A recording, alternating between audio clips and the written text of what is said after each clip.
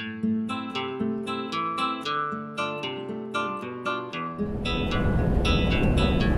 yun na welcome na sa Cartagena.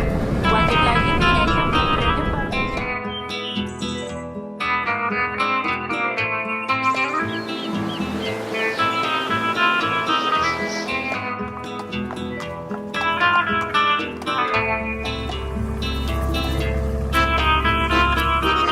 I'm Lumix Global Ambassador William Innes, and we're in beautiful Colombia.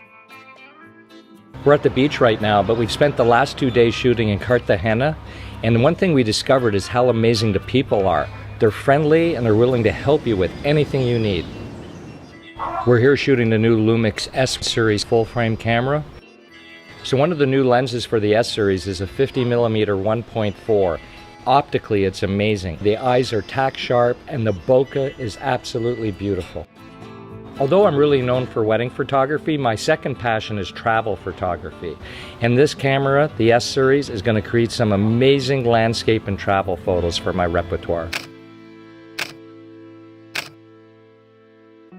So one of the great things about the Lumix S series is the new high-resolution feature. You can actually shoot images with approximately 4 times the pixel count. I love the high resolution mode for a couple of reasons. First, it lets me create these epic landscapes, be able to make very large prints out of these images, and it'll also give me more pixels to play with when editing my photos. Although we're here in Colombia shooting with only 2 lenses, I can't wait for the release of other lenses. There's this whole partnership between Panasonic, Leica, and Sigma, and it's going to be amazing in a little while when all these lenses are available to photographers all over the world to create these beautiful photographs. After using the S-Series camera for 3 days, some of the things I really like about the camera, it's really well made. There's a lot of metal. It feels like a real good machine. The potential is just unlimited where this will go with lenses and as new bodies are added to the system. With that being said, I don't think there's much more to ask for.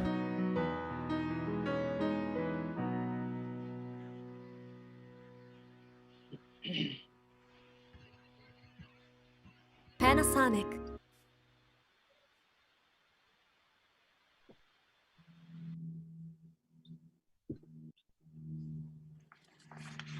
Hi everyone, welcome to the Landscape Open category for the Iris Awards 2020. You've just seen a run through of all of the entries that were entered into this category and also a wee promo from our fabulous sponsor Lumix. So a huge thank you to Lumix for their generous support in sponsoring the Landscape category for Iris Awards 2020. Last year, the decision was made to judge the landscape category in 2 sections, landscape in camera and landscape open. However, we were only able to present 1 award. This year, due to unprecedented entry numbers and through the generosity of Lumix, we are able to award a prize for both sections. We want to thank Lumix so much for supporting the event this year. So thank you so much to them. Now we're going to have a wee look at the images that are going to be judged live today.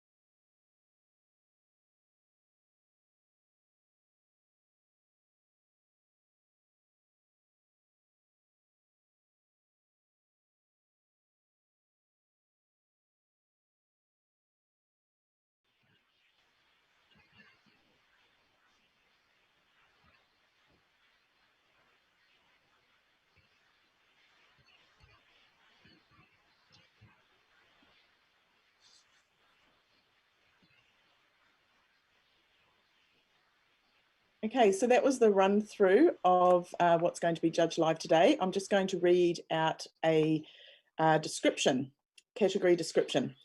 So photographs in the landscape open section may be interpretive, representative, or a literal rendition of a real landscape. An entry may be presented as a series, such as diptychs or triptychs, etc. Includes aerial images taken from equipment such as drones, aircrafts, helicopters, or even hot air balloons. So what we're going to do now, we're going to say a quick hi to each of the judges. They're just going to, I'll call upon them, they're just going to say who they are and just a quick intro about who they are, where they are. Glenn. G'day there. Look, my name's Glenn Howie. I'm sort of based out of Queenstown, Wanaka area, run landscape tours and do a lot of landscape travel and documentary work myself. This is, I'm excited. This could be cool. Great, thanks Glenn. Tony? Yeah, hi, I'm Tony Carter. I'm a portrait photographer based in Taranaki, in New Zealand. But I love shooting the landscapes around the mountain and further afield. So I'm really looking forward to getting into this. And I'm a Grandmaster with NZIPP. Thanks, Tony. Andy. Andy, your microphone's on mute. I'm Andy Woods from Wanaka. I'm a commercial photographer down here and an NZIPP master, and I'm really looking forward to this landscape category. I love landscape photography, so good luck to everyone. Thanks, Andy. Rachel. Hi, I'm Rachel Smith. I'm in Palmerston North, and I shoot landscape and not so much travel at the moment, but travel, nature, that sort of thing. And I'm a master of the NZIPP. Thanks, Rachel. Mandarin? Hi, I'm Mandarin. I'm Melbourne-based portrait and landscape conceptual photographer. I'm proud AIPP member, master with 4 gold bars, and very happy recipient of the ILFA trophy last year at APA for a conceptual landscape image. Thanks so much. Matt. Everyone, I'm Matt from Australia. Last year I was the Australian Landscape Photographer of the Year, and I love landscapes that tell stories, so I'm really looking forward to today. Thanks, Matt. Mike. Mike Langford from Twizel, where I run photographic workshops with my wonderful wife Jackie Rankin. I'm a Grand Master of both the Australian and New Zealand institutes and love landscapes, so this is great. Thanks, Mike. And David. Yeah, g'day everyone. My name's David Glazebrook. I'm from the Blue Mountains, just outside of Sydney. I'm generally a people photographer, but when I've got spare time and I pour it all into landscape, macro, astro, yeah, I'm really excited about finishing off this last category. Great, thanks, David. Okay, we're going to start with our judging panel today of Mike, Glenn, David, Mandarin, and Tony, please. The other judges could just mute and you all know what you're doing. Look at that. Great. Everybody's all set?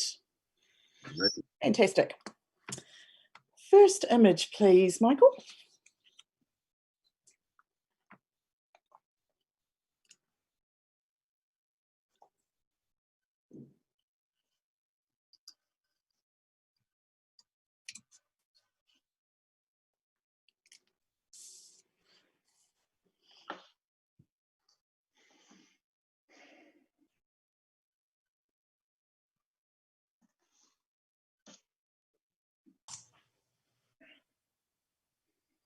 And to kick us off today, we have a score of 79. And Mike, you can challenge that. Great. I gave this 84. I actually believe it's a very creative, quite original. The blue tones giving it a mood. The focus of the eye into the center is exactly where you want to be looking. It's quite dreamy, and I find that in a landscape to be quite an emotional fact. Great, thanks, Mike. Mandarin, let's come to you. You were the lower of the scale. Yeah, and look, I think it's got a really lovely dreamy interpretation. You know, your eye meanders along that riverbed. I guess what pulled me back was I felt that strong blue tone a little overwhelming, along with the very harsh highlights on the river itself. Thanks so much. David, you wanted to say something? Yes, thanks, Kate. No, Mandarin, the way I justify the blue tone, I'm sorry, just to say I'm at 83, and I'm glad Mike was the 1 point extra to make this challenge, because I really feel the blue tone is a moonlight lit landscape here. So and it supports that dreamy effect, that cool night air sort of effect, and it's moonlit, you know, so we're getting those really, perhaps on a full moon. And it really highlights that really nice serpentine effect that runs right through this landscape, following that whole pathway through. So supporting that dreamlike state landscape. So I'm actually sort of, I'm probably even going to come up another mark or two, perhaps. Thanks, David. Looks like it might be back to you, Mike. Yeah, look, I think that's fantastic. If I'd had that same thinking about moonlight, I think I would have gone silver distinction. So I blew it. You get it right. Thank you. Thank you, judges. Please rescore. Great words. Moonly, dreamy. I like it. And we have a silver award at 83. Thank you, judges. Well done to the photographer. Next image, please.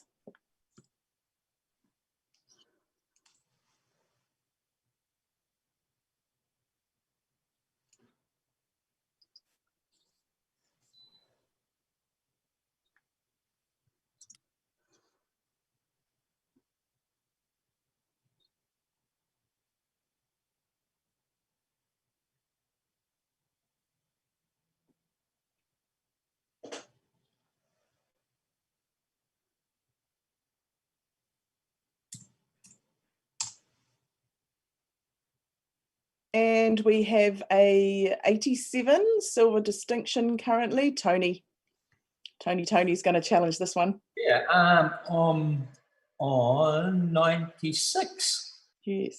So, I just think that this is near perfection, guys.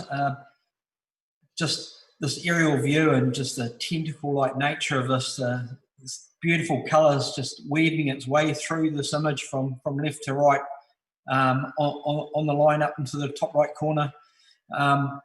Just all the little veins of this, you're getting close and you just see all of that flowing detail that's sort of pulling through the image.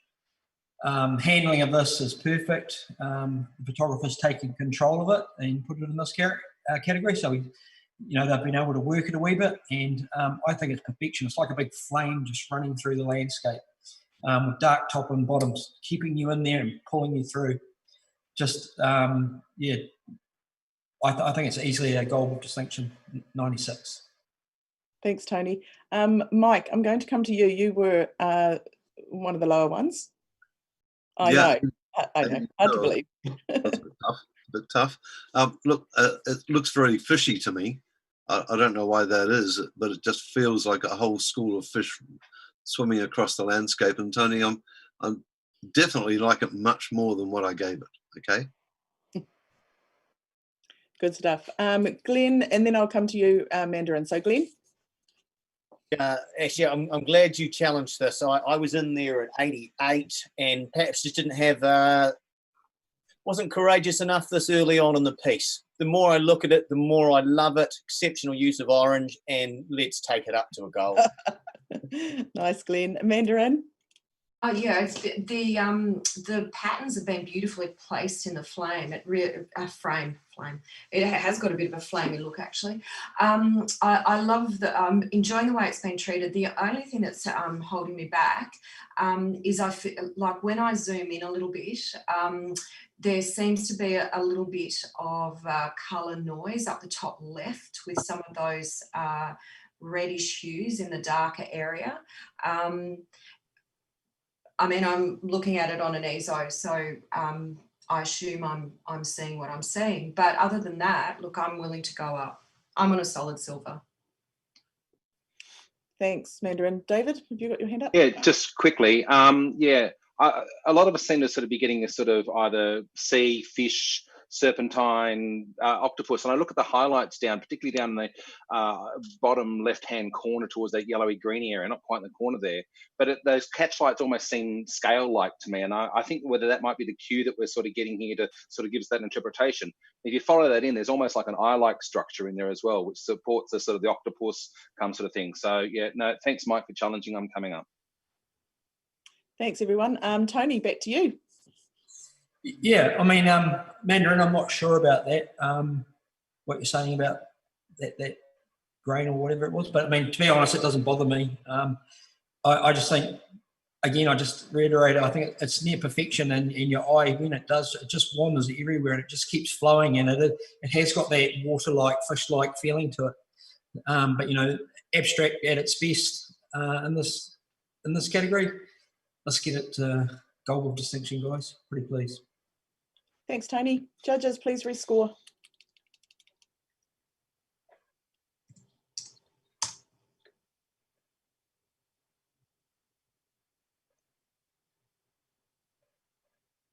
And we have a gold award with 93.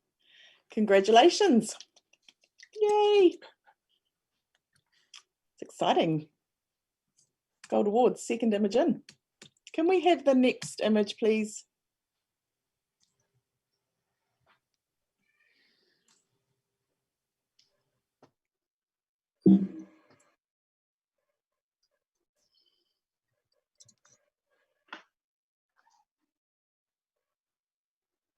I might go back to the...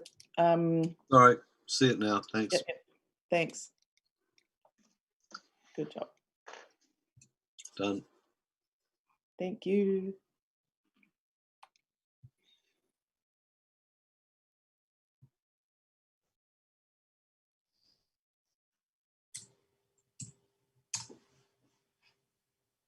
And we have a 73. Let's go to maybe Glenn. Would you like to say a couple of words? Yeah, look, the initial impact of this was fantastic. I love that, but then the heavy vignette and the fading off to grey top and bottom just wasn't subtle enough for me. Thanks, Glenn. Next image, please.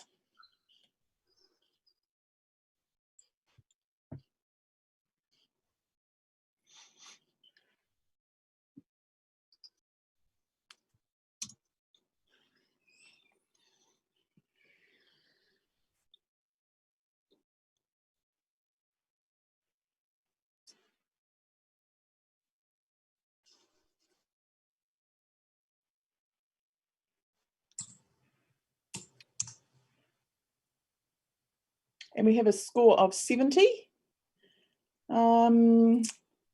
Yeah, thank you, Mike. Yeah, unfortunately, the circle that surrounds the image is stronger than the image and detracts from it. So just watch your borders. Great advice. Thanks, Mike. Next image, please.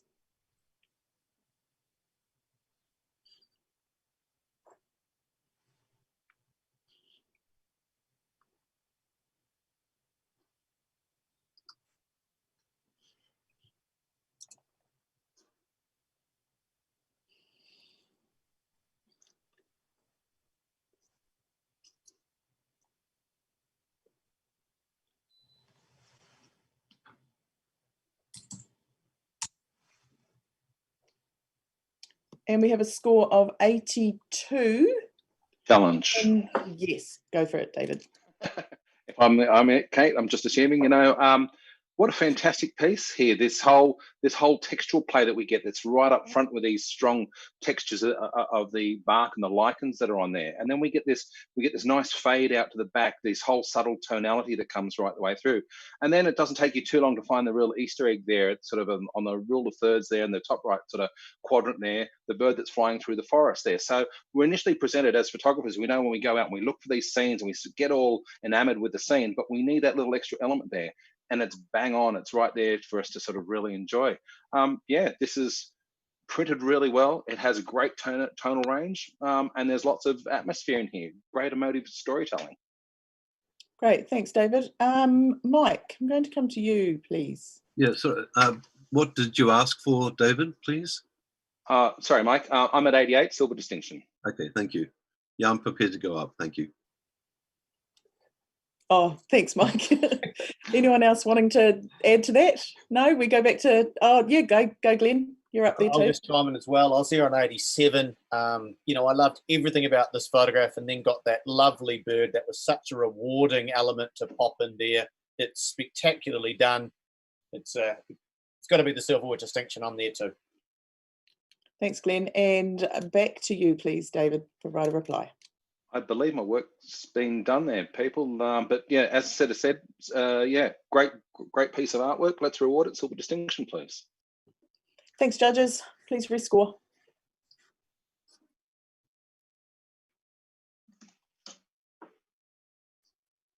And we have an 86, a silver with distinction. Thank you, judges. Well done. Next image, please.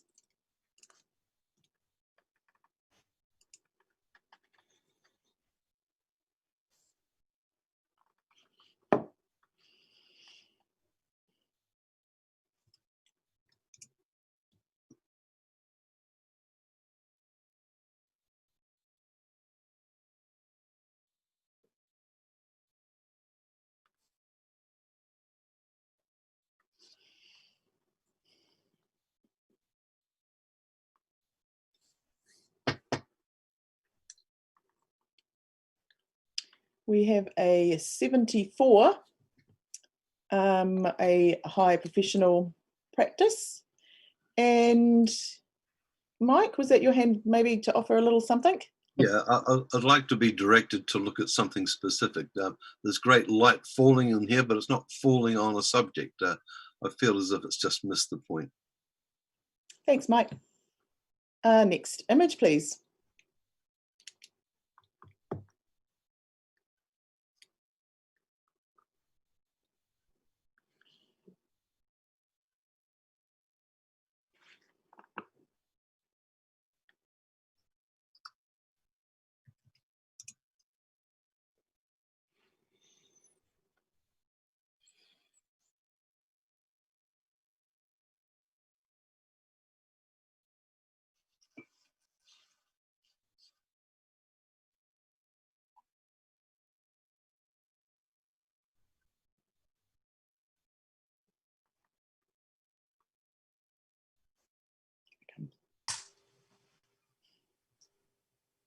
And we have a score of 78, a bronze award. Thank you, judges. Let's, Glenn, thank you. They've handled this really well. That backlit situation is tough. Love the color palette. I did find the white blobs in the foreground on the right-hand side quite distracting, and here we can remove them if required. Great advice. Thanks, Glenn. Next image, please.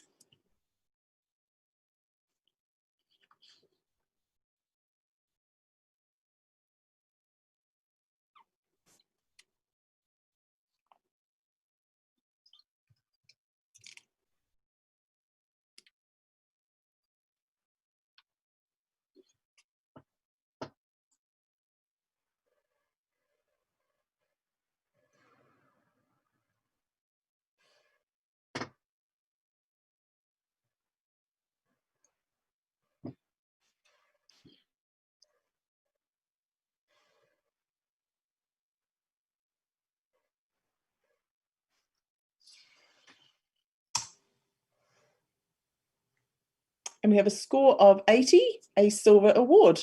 Congratulations. Judging is fairly consistent through this one. Who would like to say a few words? Maybe, okay, I'm going to choose David. Okay, thanks, Kate. No, really enjoyed this image. I scored it right up in the top end there at 84 at Silver Award. It felt to me like we were sitting in a cave, maybe looking out on a sunset or a sunrise, probably, you know. And I think this is a really interesting concept to sort of follow there. I think there's legs in this series. Congratulations. Thanks, David. Next image, please.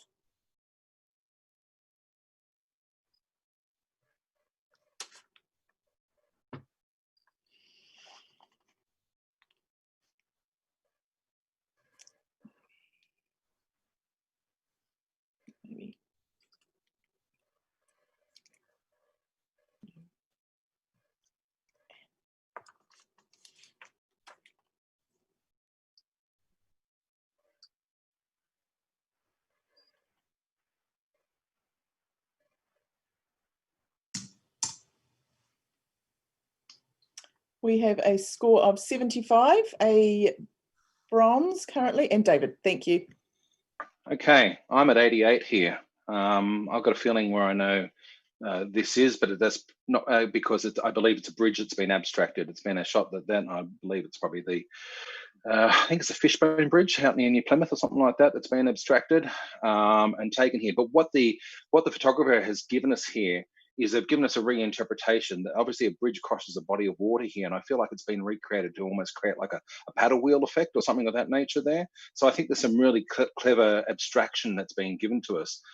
It crosses a body of water, so we've got lots of these blue tones here, and it's really, I believe, the bridge isn't that particularly old to that area, if I'm right, in fact, and where I believe it is, that it has lots of ties traditionally to that area too, in terms of the name of this bridge, which escapes me. I think it's Tirarawa, something like that. I'm sorry if I probably butchered that completely.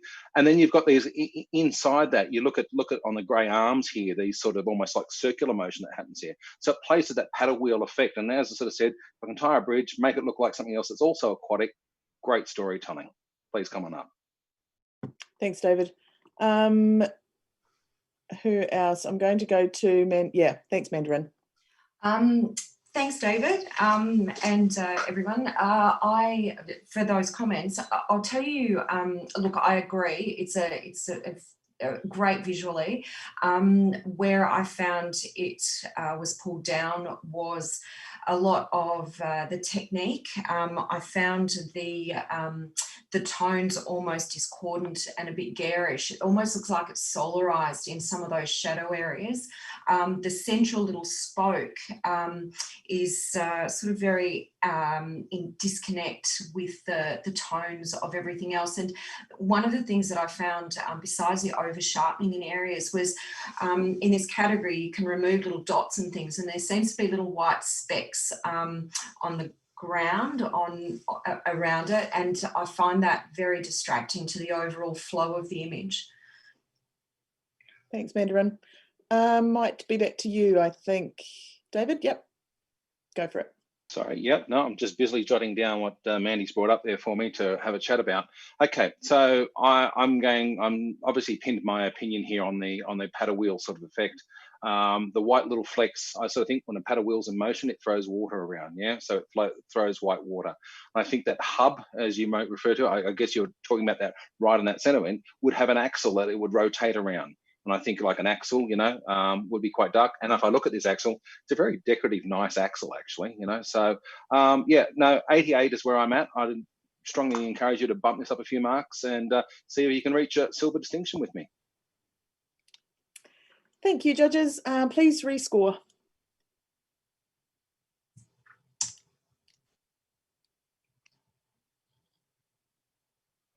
And we have a solid bronze at 78.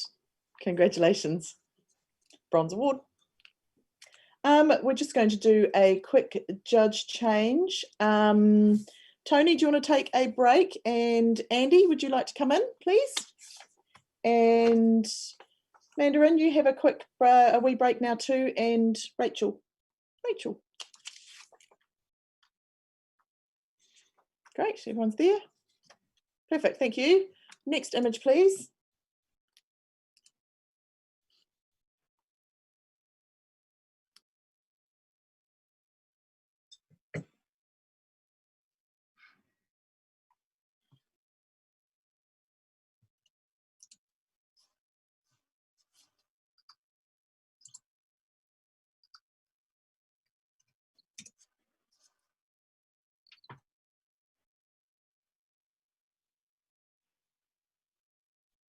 We have a score of 68 for this. And I'm going to go to, okay, David, thank you. Oh, thanks, Kate. A nice piece of documentation here, I sort of think. Okay, we had a couple of photographers enjoying the sunset, but for me, it needs another element to sort of just enhance that narrative there. It's like they pointed out here, maybe a few birds, a seal, a penguin, or something like that, that would sort of really enhance the storytelling. Thank you. Next image, please.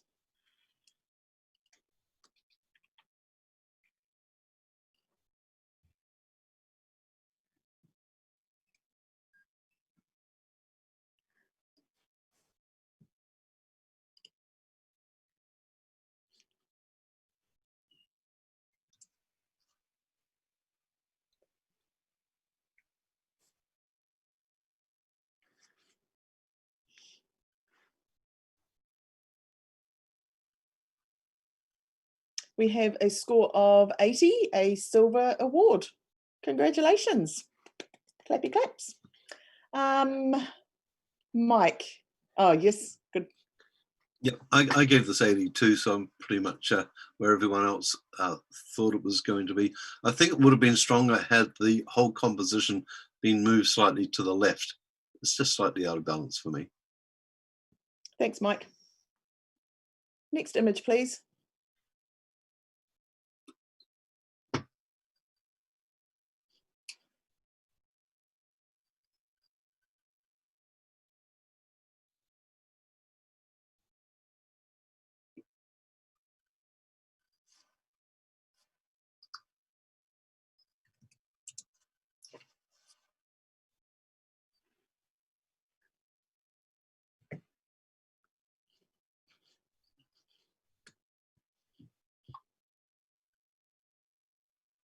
And we have a score of 75, a bronze award. We're all good with that one. Mike, what did you? I was just going to give a comment. That's all. No, there's no challenge, so we're happy with 75, bronze award. Congratulations. But you can say a few words, Mike. Yeah, I just think the printing is a bit flat. I think it would have been much more powerful had they increased some contrast on there and given us a stronger subject. Wonderful, thank you, Mike. Next image, please.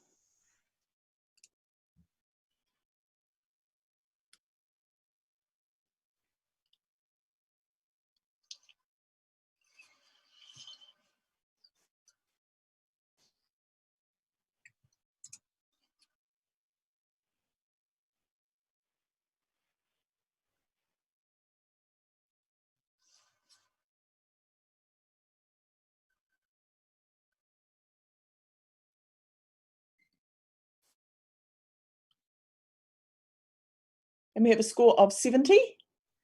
Thank you, judges. Glenn, was that your hand? I see, yep. Thanks, Glenn. Just a happy comment there. Look, with this style of image, I think it needs less rather than more. The foreground or the lower half of the picture is quite busy with all those different branches, etc. It needed to be less of that and more about the moving pattern. Thanks, Glenn. Next image, please.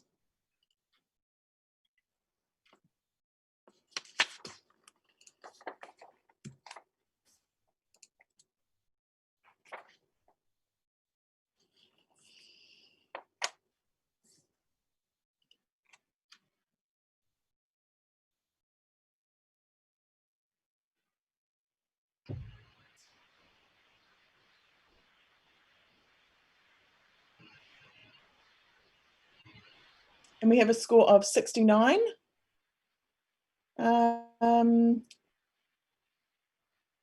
David, I can only just see the tippy tips of your fingers, Oh, David. sorry, I'll get them up here, you know. And, Yeah, that'd be good. Yeah.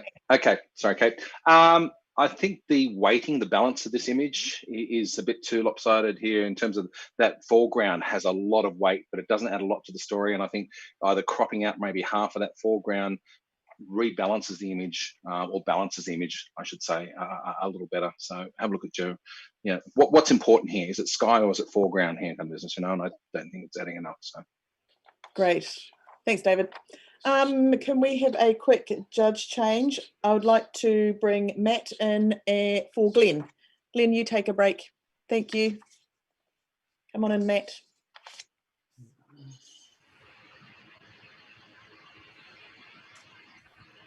Next image, please.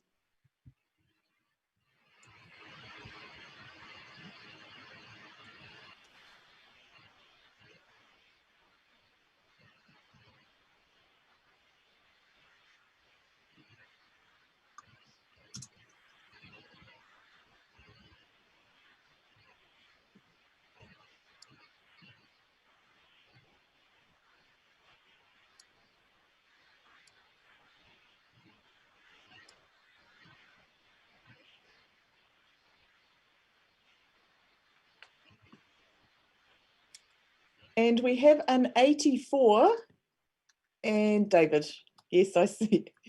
good, great, Kate. No, What a fantastic piece. We know that we know this is an aerial straight up, but there's such an abstract subject matter here that my mind goes to. We've got this hand. It's almost a very delicate hand reaching in the top left corner there. I feel like it's a hand that's almost washing something up. They've got suds coming out the side of this thing. There's like a 60s ice tray or something like that that's sort of being, you know, washed up in some sort of sudsy, teasy kind of thing. But it's funny, it's being washed up in like a tea that's got all this really nice brown tannins or stains within it. And we watch that shape that sort of points us back up to the shape, the shape of the landmass has that white border and it points us back up toward the hand. And so I've got this circular motion that I roll around inside. It's a bit like doing the washing sort of thing. I just thought, you know, beautifully tonally, beautifully printed, a couple of nice little white highlights that are in there or almost down there that sort of just give us a little bit of a garnish on there. This is superb. Thanks, David. Mike, I'm going to come to you next, please. Yeah, I gave the 74. I actually found the whole composition out of balance. I'm finding myself not finding, I keep sort of looking specifically instead of moving around the frame, and I'm really not quite sure what to look at. What you're saying about the hand coming in from the top, I find really dominating. I'd like to see a bit more of that part of the picture, whereas the bottom right, I just find there's too much of it to be that important. So I'm out of balance with it. Thanks, Mike. Rachel.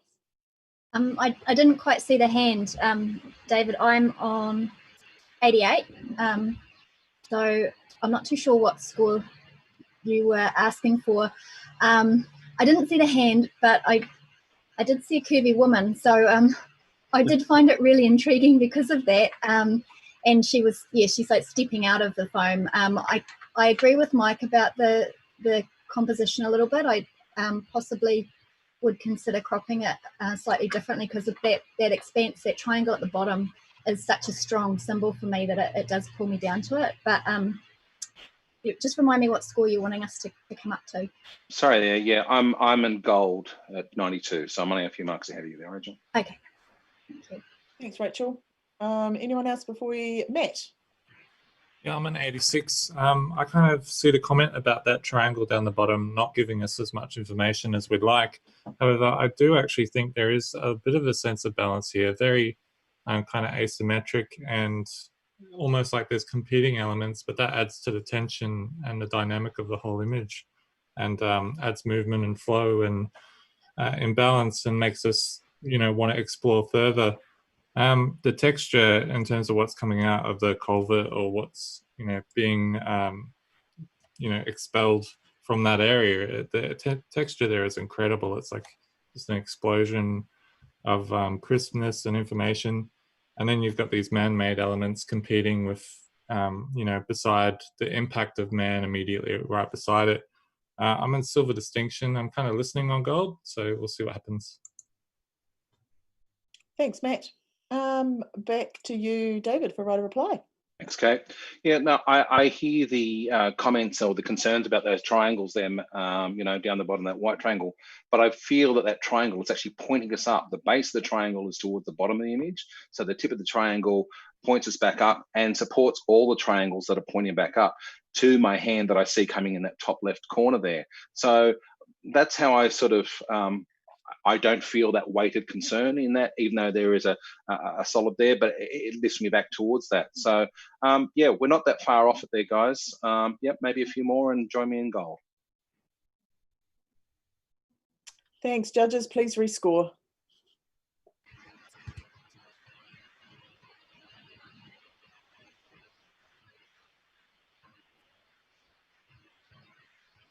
And we have a gold award at 90. Yay! Great talking, judges. Thank you for that. Next image, please.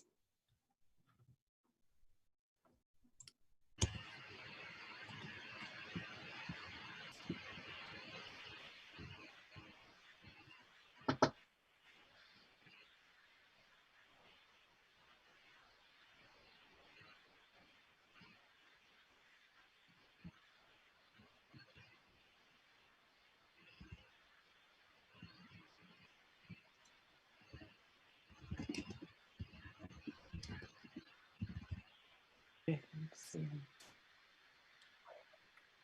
No, I can't see. Oh, sorry.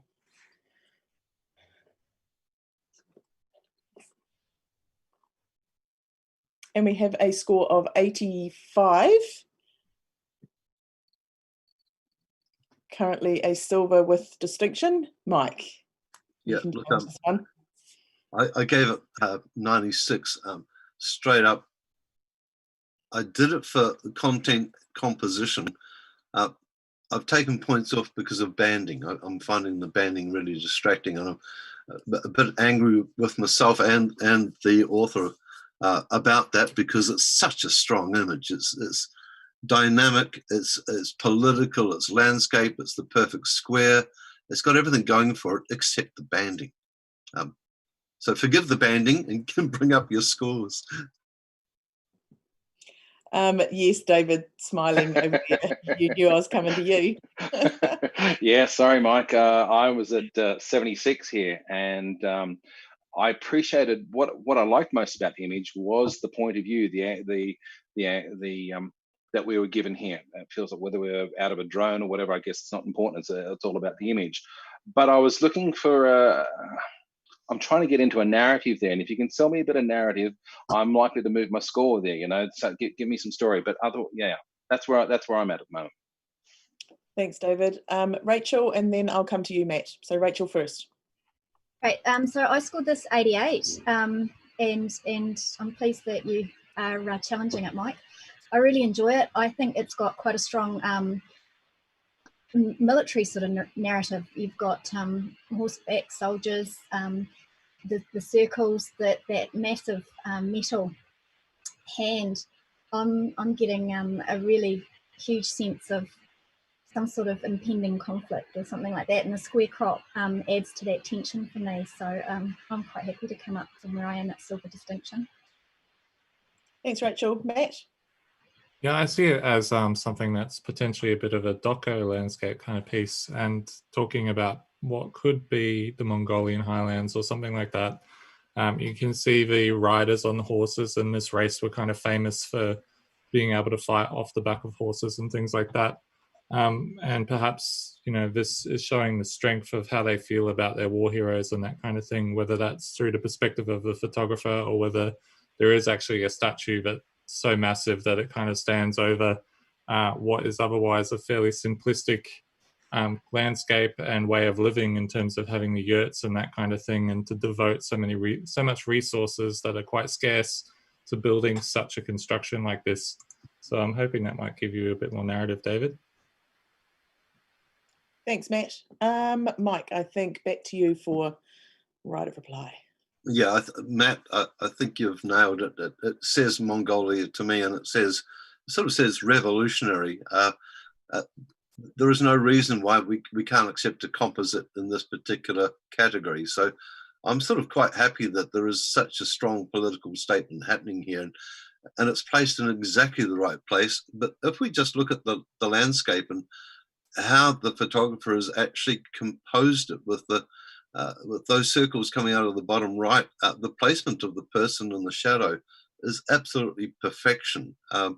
The lining up of the men on horsebacks, I mean, everything in here it's a construct.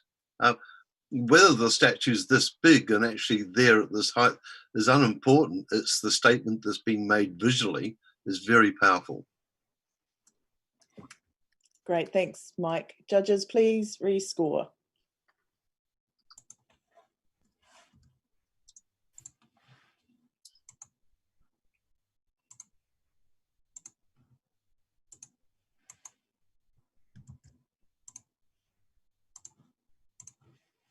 And we have a 92 gold award.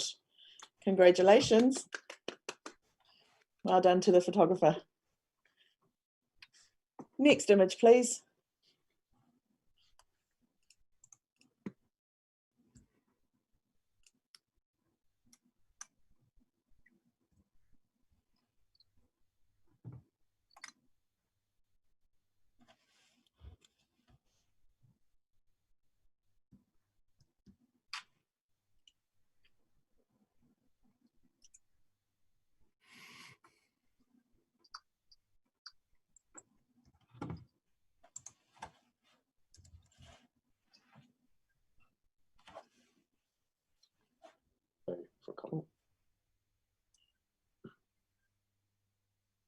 And we have a 74, high, solid professional practice.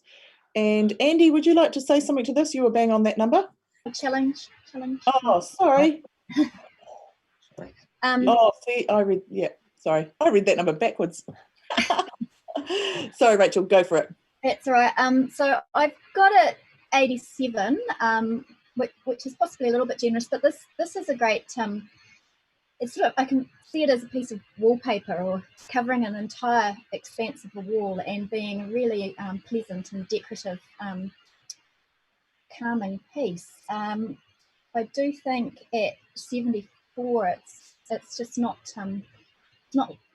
it's not showing its true potential, and I do think it's worthy of an award. Thanks, Rachel. So Matt, I'm going to come to you for the next comment, please. Sure. I appreciated the decorative aspect to it as well, and kind of that feel of almost like a charcoal drawing of ferns or something like that. But I didn't really feel the balance of the image. It felt like a bit weighty on one side and then I'm kind of floating on the other, and I'm not sure why that is. And I'm kind of just lacking a little bit of communication from the image in terms of how I'm supposed to feel about it. Thanks, Matt. Any other hands up? No, I think Rachel, back to you. Oh, thanks, guys. I can see what you're saying. There is a little bit of a disconnect there with regards to the way the pattern's going, and I guess I'm sort of envisaging it lay it over itself many times, which is not what's here. But I do think that it's worthy of a bronze at least, just for the concept, because I think it's quite a unique idea. Thanks, Rachel. Judges, please rescore.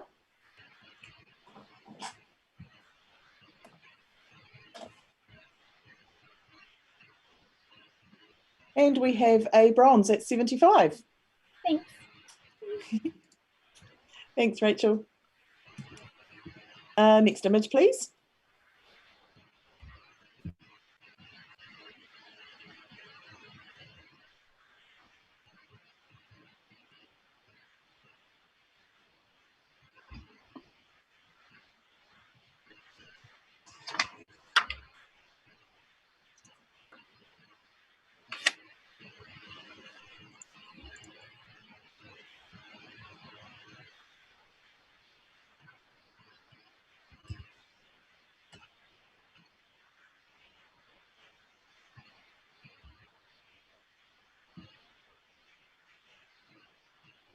And we have a score of 76.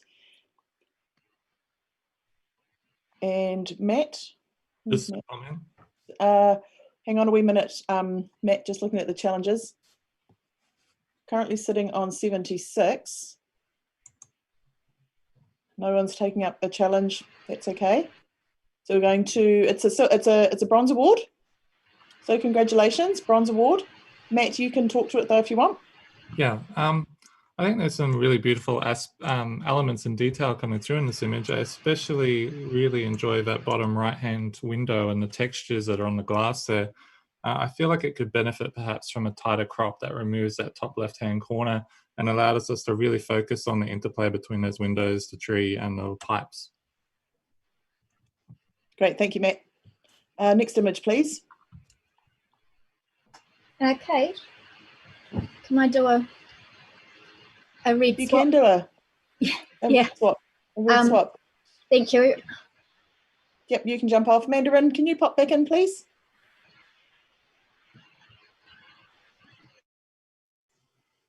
Thank you.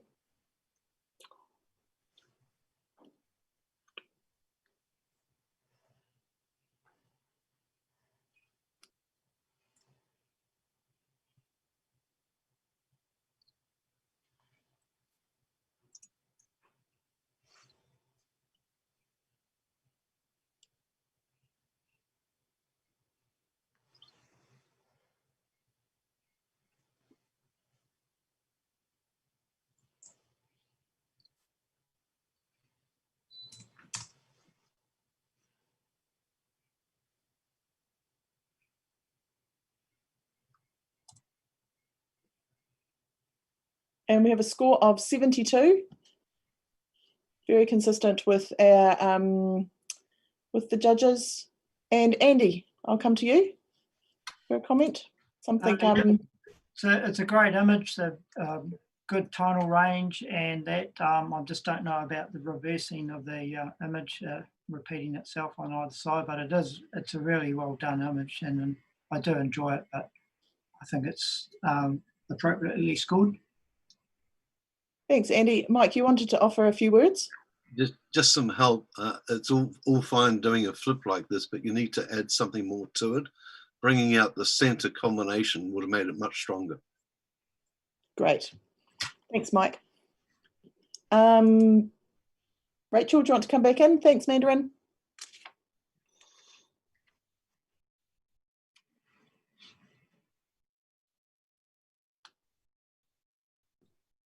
Where did Rachel go? She's having internet problems. Yeah. Rachel might have popped off a wee perch there. She did tell us she was having a few wee issues. Actually, okay, so, oh no, there she is. Yes, it's connecting to audio. Yeah. All right, are you all good, Rachel, with your connections? You're on mute. Yeah. Yeah, I am. Thank you. Okay, lovely. Thank you. Next image, please.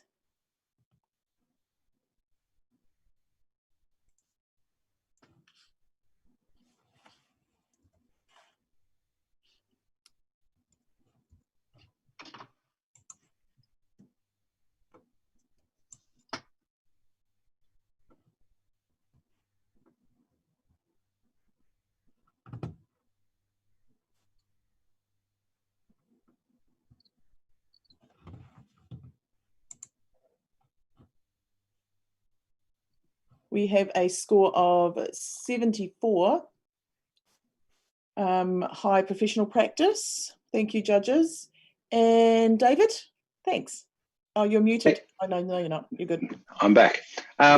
Yeah, no, I enjoyed the composition and I enjoyed the feeling of it, the overall blueness of it. But we've got this red tinge in the bottom right corner there, or the magenta sort of tinge, and I find that a little unharmonious and taking away from that whole sort of dreamlike state. Thanks, David. Next image, please.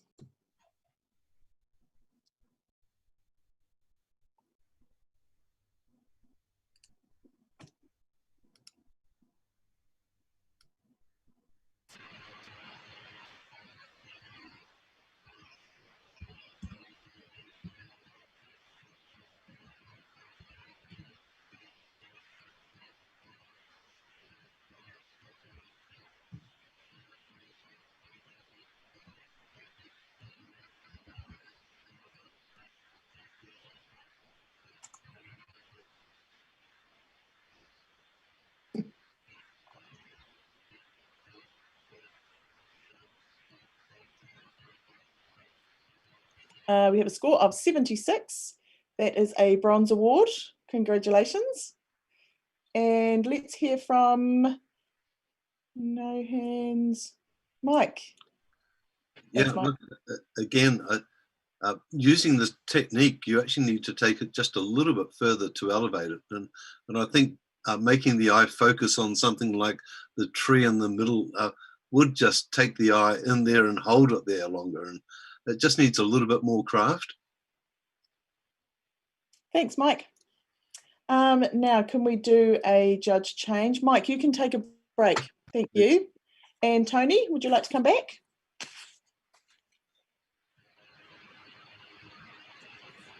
Hi, Tony. Thank you. All right, next image, please.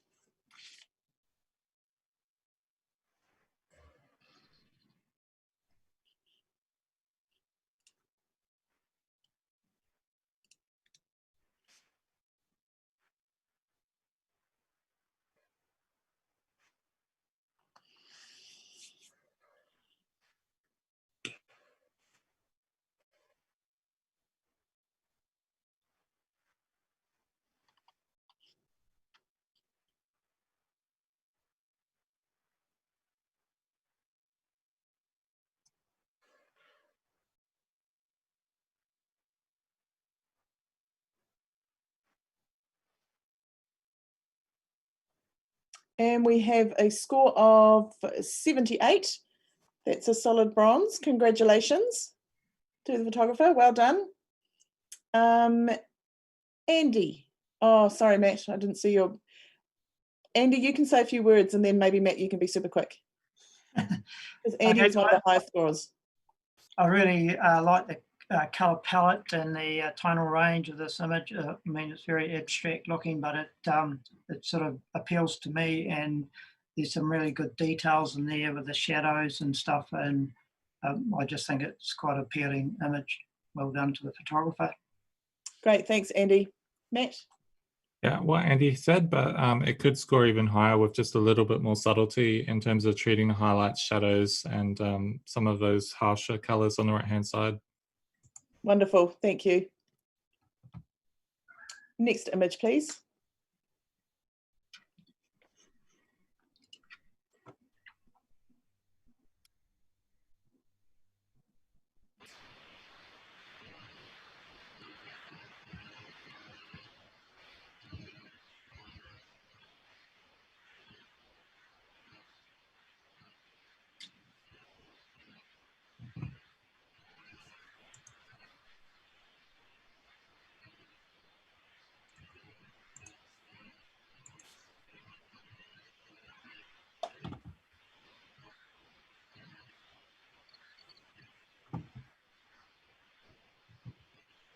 We have a score of 79. And Rachel, yes, you can. Yeah, I can. Thanks, Kate. I'm up at 88. I really like the way this is crafted. It's got beautiful use of leading lines and the tones in the palette. Yeah, I'm really enjoying it. I'd like to see why people haven't scored it up that high. Thanks, Rachel. I'm going to go to Matt first. Who was the other end of the scale? I would have probably given an award to each of these images individually, but you know, the color work in terms of mirroring that across the frame is beautiful. There's a lot of things that I really like, but I just feel like this combination of elements displayed in the way it is, I'm actually getting stuck on those 4 kind of concrete post bits on the right-hand side of the frame, rather than being directed into the center like all of the other elements are directing me. So yeah, just some care and attention to the message and how we're directing our eye would have lifted it a lot higher for me. Thanks, Matt. Andy, did you have your hand up before?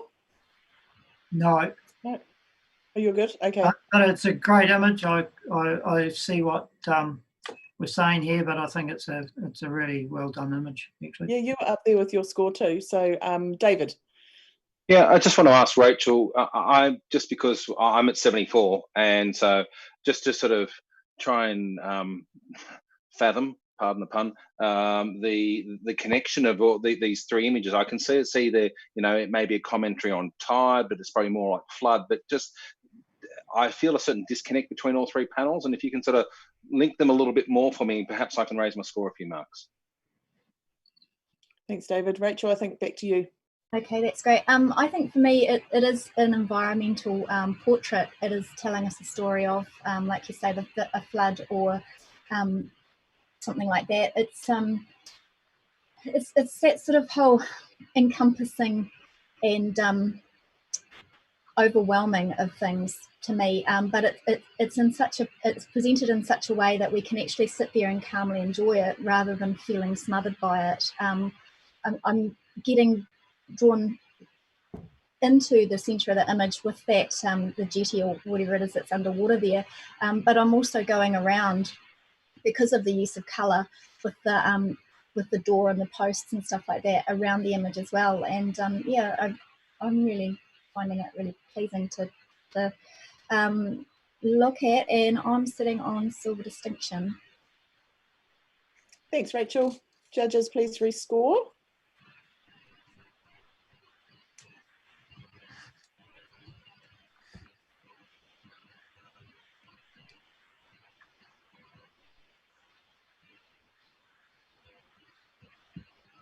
And we have a silver award at 80. Congratulations. Thank you, guys. Thank you, judges. Next image, please.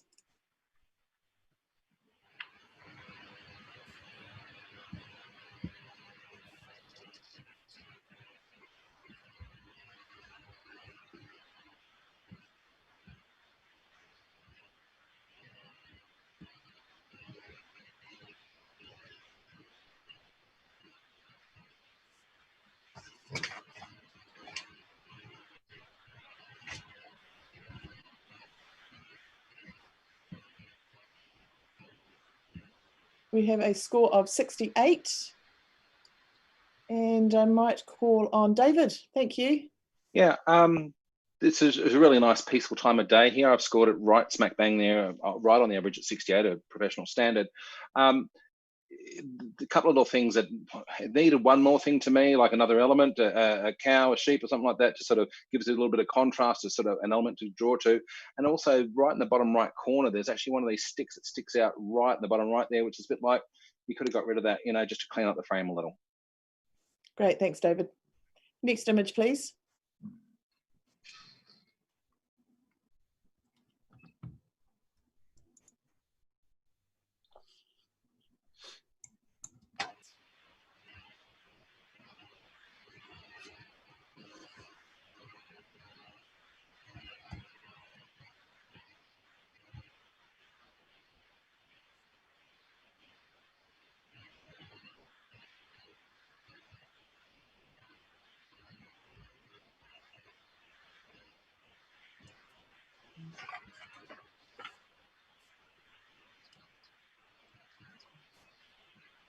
And we have a score of 72.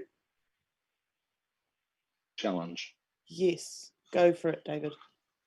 So obviously we understand about the whole mirroring and reflecting of these pieces here, and yet the photographer has chosen not to do it quite perfectly in terms of our top to bottom sort of weighting here. And I feel like that very bottom line, that almost green line sort of underlines this sort of print. And when we look at it as an abstract, I'm getting some sort of Mayan sort of feel about it, a totem kind of feel. And we get this mirroring, and that's all very clever. And then the little Easter egg for me is up in the top left corner. There's a shag or something sitting right up on top of the fence up there. It's right up in the top little corner there. And so I think that's just a nice little placement there that draws you in. You've got to find this little piece. And I think it's worthy of a bronze award. Thanks, David. I'm going to ask, Tony, can I come back to you? I need to hear from either Rachel or Matt. Yeah, I'm on the lower. Tony, hang on. Sorry? I'll come back to you. I'm going to hear from one of the other ones first, because they were a bit lower than you in the score. Oh, okay. I will come back to you though, promise. Matt. Yeah, I enjoyed the things that you did and saw, I guess, a cormorant or a shag or whatever it is up in that top left-hand corner, and really enjoyed that detail, and also, you know, making it asymmetric in that way, not just plain mirroring. But I felt like the center with the gates almost became a metaphor, because I kept getting trapped in that area because of all the roads leading there. And I enjoyed that geometry, but I feel like there's two competing ideas here. I either want to see more of the cormorant and the post and the fog, or I want it, you know, distilled down to those geometric elements. Thanks, Matt. Tony. Yeah, I was pretty low as well, 72, I suppose, professional standard, but just what Matt said, really. Exactly. Oh, great. Okay. Back to you, David, for write a reply, please. Yeah, no, it's interesting how, you know, Matt is gated right here in the middle, yet I sort of feel it almost emblematic or something like that we sort of come down to. And in terms of abstracting this landscape out, whilst we feel the landscape, the gating and the pieces is quite decorative to me, and therefore I guess I'm not feeling that sort of containment or confinement in that, but being almost a crowning jewel. So yeah, I'm only in bronze here. And I think, as I sort of said, it's a very interesting piece, and perhaps just worthy of only a couple of more marks. That's all I'm asking there to get us into bronze. Thanks, David. Judges, please rescore.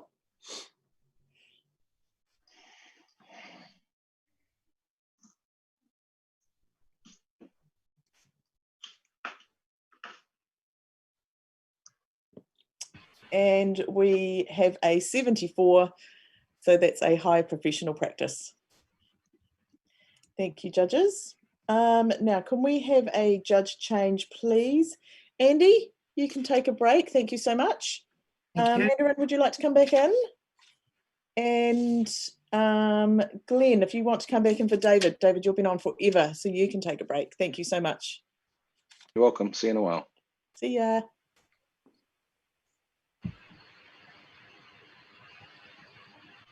All right, we're all good to go. Next image, please.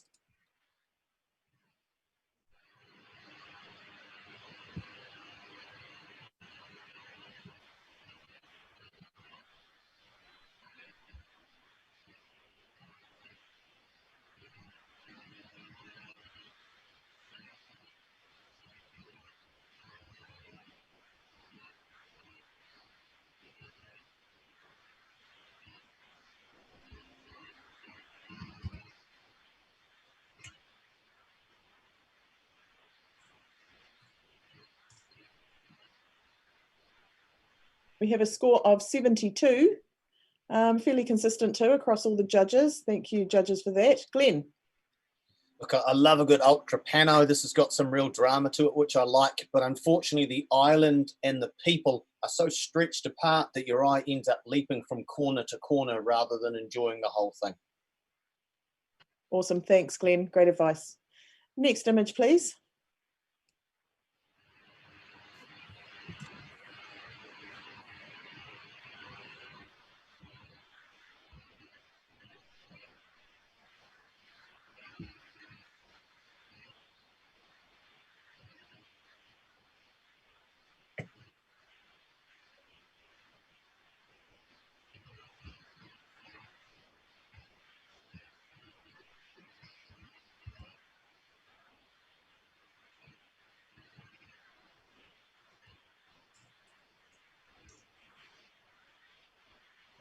And again, very consistent scoring from our judges. We have a 72.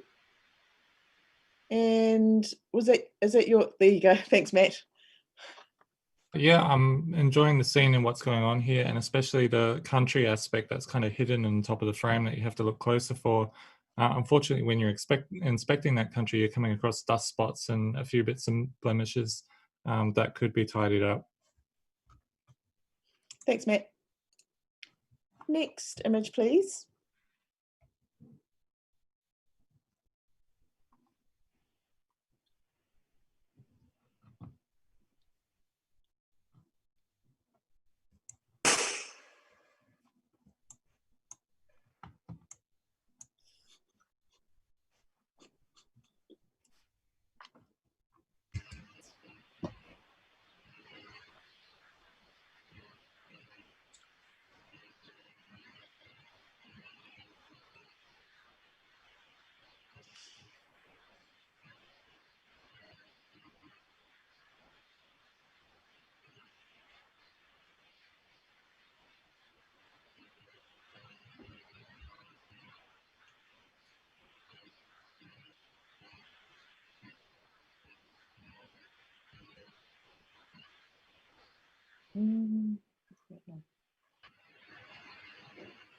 Mandy, have you put your score in? Or are you still thinking? Yeah, hang on. Yeah. Okay, thank you. We currently have a 78. Matt, go for it. Yeah, I just this is an image worth sitting with. It's both almost like a petri dish or a macro lichen, and yet the photographers created their own universe out of these elements, and quite a lively universe at that. I really enjoyed these little dots of red, almost like a seed or some kind of microscopic creature on the main planet to the left. But it could also be representative of like the lights of civilization seen from orbit or something like that.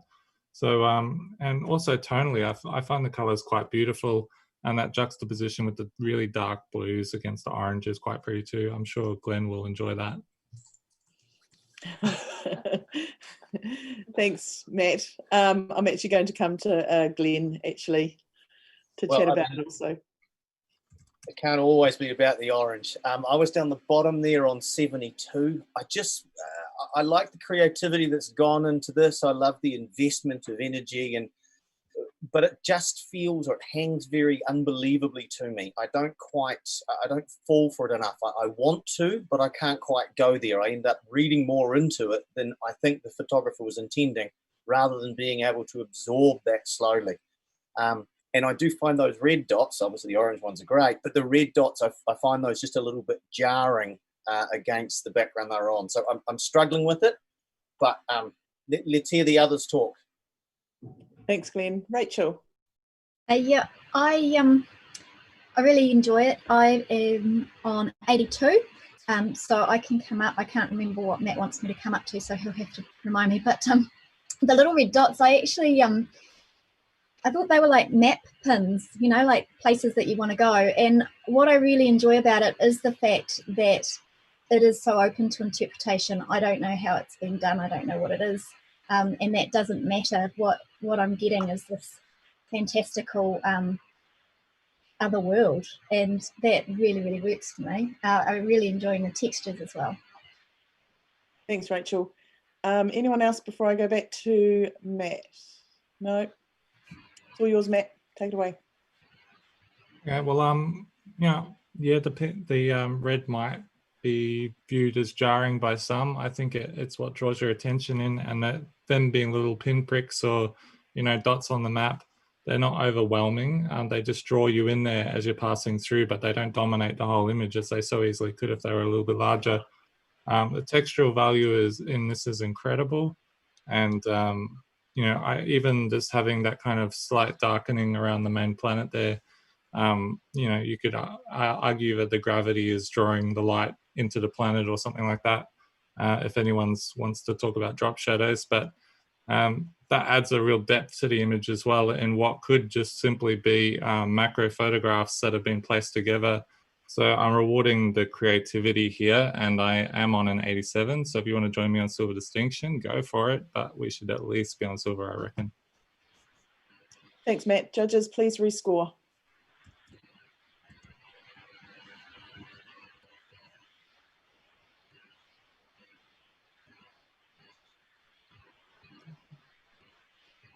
And we have a silver award at 83. Congratulations. Well done. Thanks, judges. Next image, please.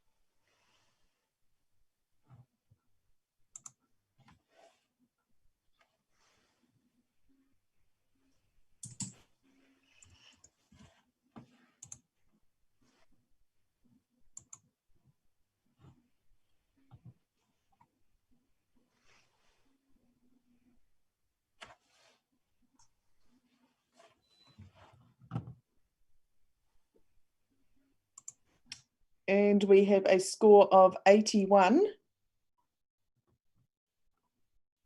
Tony, you can challenge that. Yeah, I'm on 92, which I'm even surprising myself here a wee bit. I'm not a big fan of flips and things like that, unless they have some real power in them somewhere.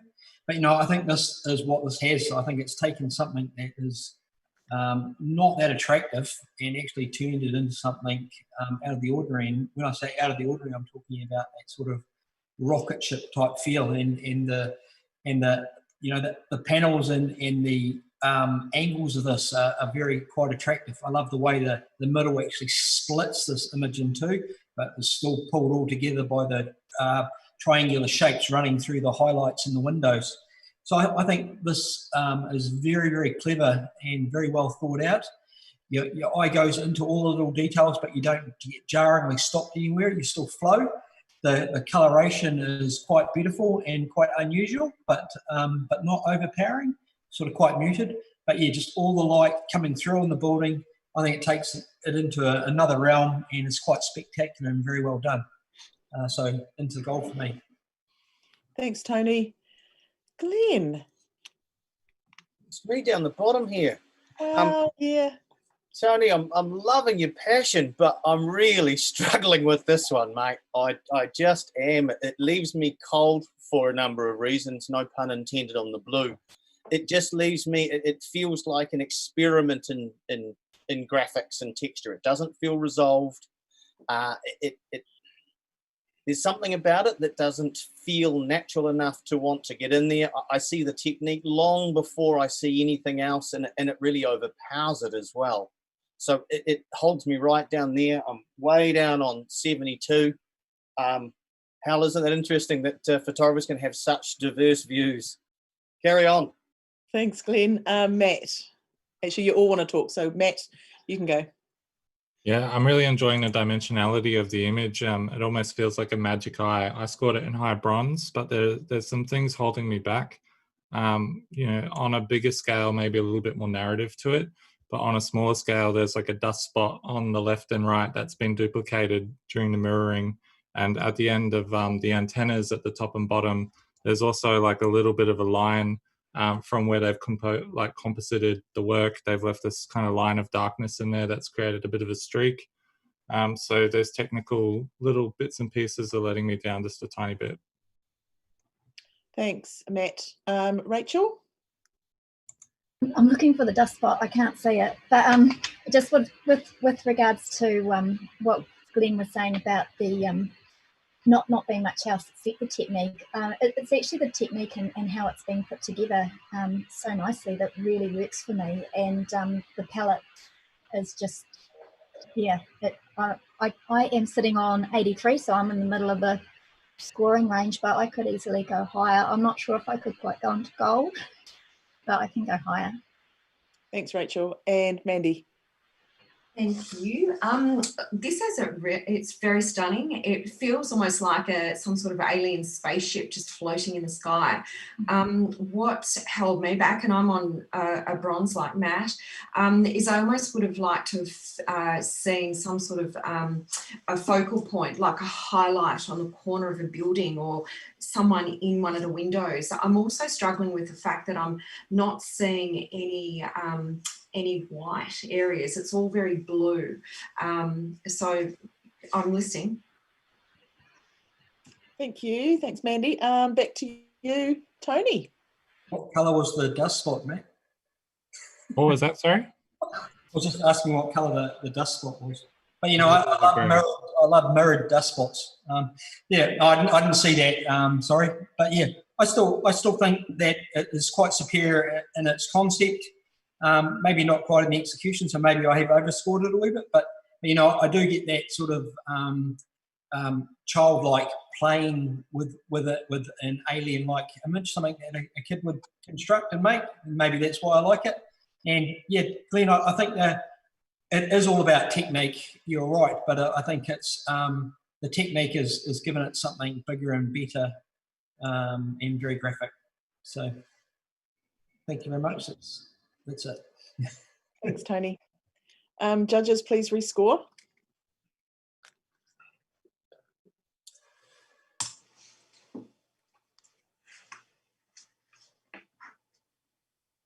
And we have a score of 84. Silver award. Congratulations. Next image, please.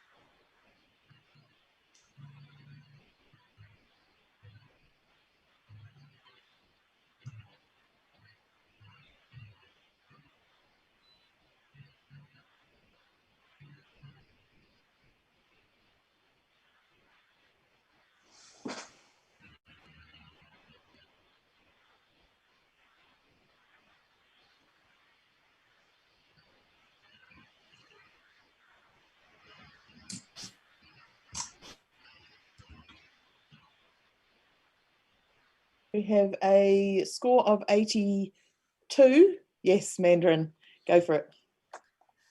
I really want to talk about this image because I think it's really stunning, and I feel that it's so superbly composed that it is. I'm in gold, and I think it's definitely worth more than just the silver. Everything from the placement of the aircraft, you can see the little person in there. It's got character. It feels like a drawing, yet it's not.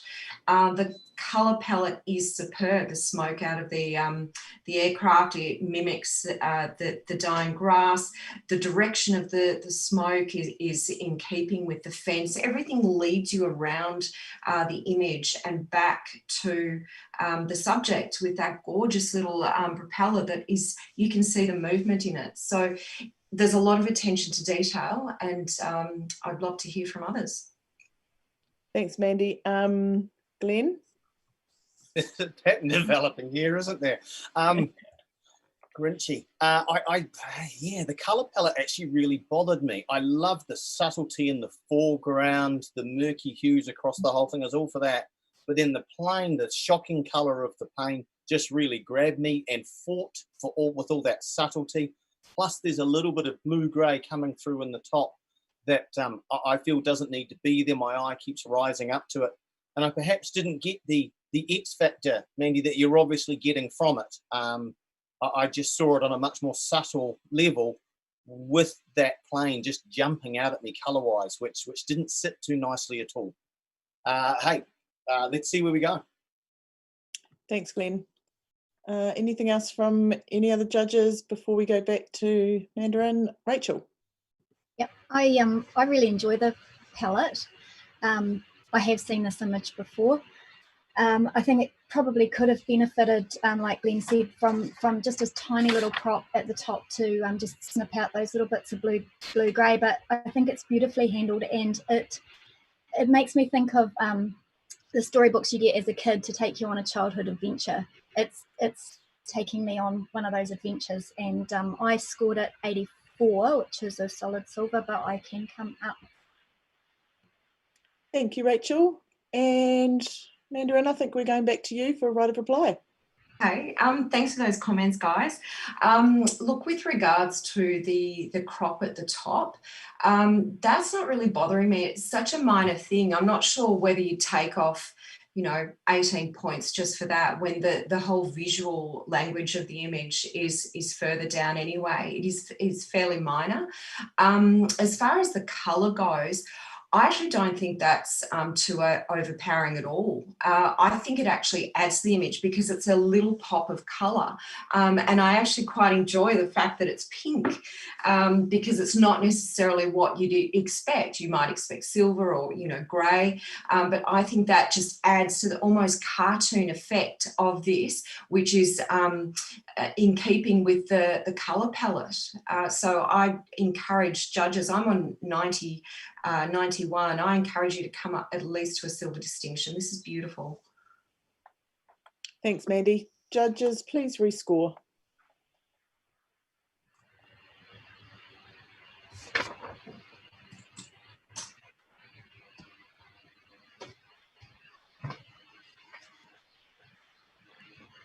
And we have a score of 85, silver with distinction.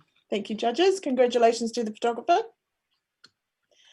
Can we do a quick judge change? Matt, you can take a break. And David, do you want to pop back, please?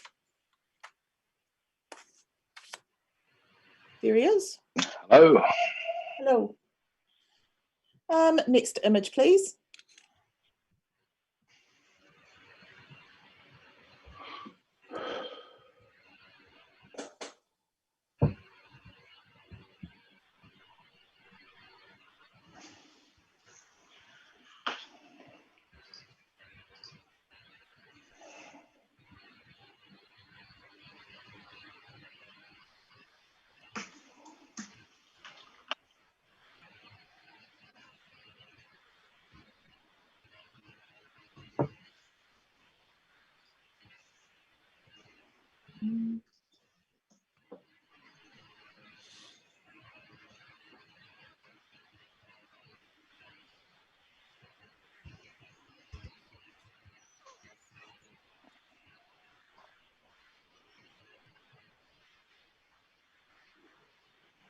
And we have a score of 91. David, yes. Thank you. Thanks, David. Oh, your microphone's off.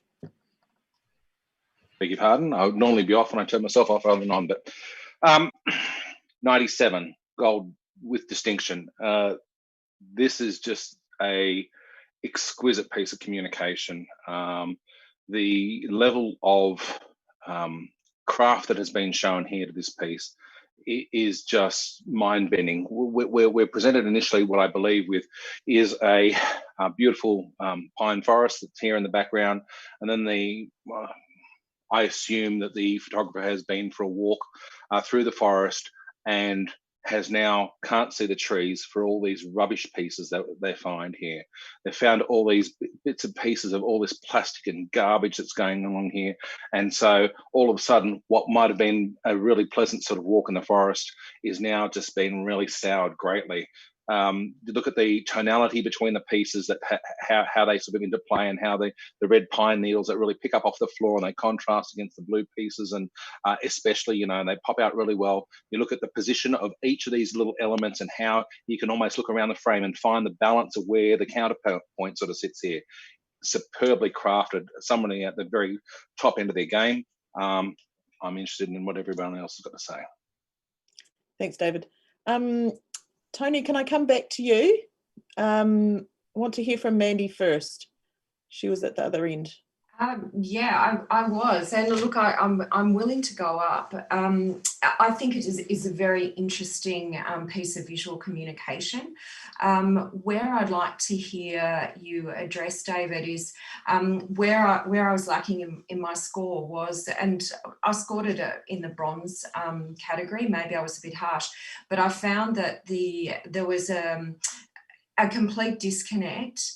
And yes, I know what you're going to say with that, but I felt that there was such a disconnect between the pastel muted tones of the pine forest that were a little soft in the just a little noisier focus, whereas all the garbage is very pin sharp. And what I also was wondering, and I'm sure we always used to do puzzles when we were kids, is that the left-hand side and the bottom are complete, and there's no other row or column that's complete. And I wondered, would it have been stronger if none of the rows or columns were complete, and perhaps it wasn't quite so top-heavy up the top right and left-hand corners, almost like Tetris, so flowing down. Thanks, Mandy. Tony? Yeah, I'm on 92, and I'm coming right up to gold with distinction. Mandarin, you just, and I've not the right reply here, but that Tetris is what this is all about. It's the forest is slowly filling with this stuff. So, and it's just falling down, and you can just feel the weight of it starting to come down and fill up. And I believe that's what the story is. And I really enjoy the softness of the trees behind and how they are less dominant, because what this story is all about is what is on the ground floor, this mess and what it's doing. So that needs to be the main focal point. And I find this just such a superior piece of communication, and it's beautifully done. And I think that the photographer has left that background soft on purpose, and that Tetris block thing falling down and slowly ruining this planet. And it's just such a beautiful way of doing it, and I think it's easily it's a good gold with distinction. Thanks, Tony. Anyone else before I go back to David? Rachel. Yeah, I was on 92 as well, and I'm happy to go up. I think this is, as Tony said, it's a really strong piece of visual communication, and it's a subject that I think we all hold pretty dear to our hearts whenever we go for a walk in the bush. I think the background trees being soft is purely because they are being completely overwhelmed by all of these other unnatural intrusions, and I'm quite happy to come up and join David. Thanks, Rachel. I think it's back to you, David, for right of reply. Yeah, no, thanks, Kate. Thanks for all those comments. Mandarin, the only things that, the way I've justified the fogginess of the trees versus the sharpness of the pieces of litter that we're seeing, picture if you're walking through the forest, there's trees in a distance. If there is a fog in front of them, if it's a hazy morning or something like that, they would be hazy. Yet you look down at your feet and you see all this garbage. Well, the distance is a whole lot shorter, and therefore those subjects are a whole lot sharper as well. And the color of them as well. Pine forests are often quite moist places as well, so therefore that would increase that saturation within those looks. As far as the columns filling up, yeah, this puzzle's not far off being complete. Those puzzles that you talk about, and this garbage is overwhelming these forests, you know. And if we don't look after these resources, all we'll see is the garbage, and we won't see trees nor forest. Please come on up, gold with distinction. Thank you, judges. Please rescore.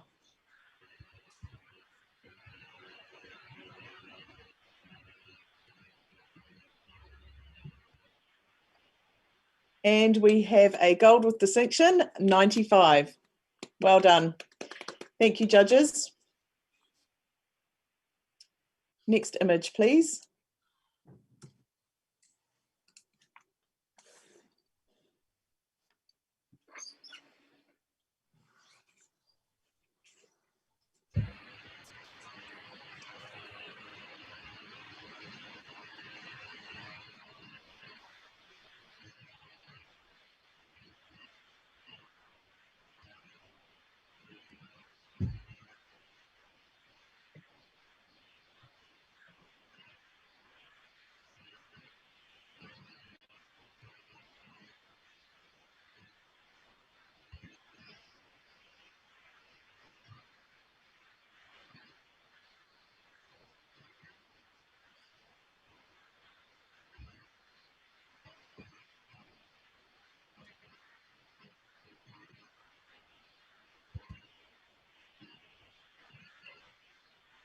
And we have a score of 74, fairly consistent across all the judges. Who would like to say a few? No hands up. Glenn. Oh, too slow, David. I said Glenn's name first. What I really like about this is that the raw, rugged punk rock feel of it. I quite like the energy that creates. There's a garishness to that. But on the same side, that kind of lets it down as well, because it does feel a little unfinished and therefore a little unsophisticated in its rawness. Thanks, Glenn. Next image, please.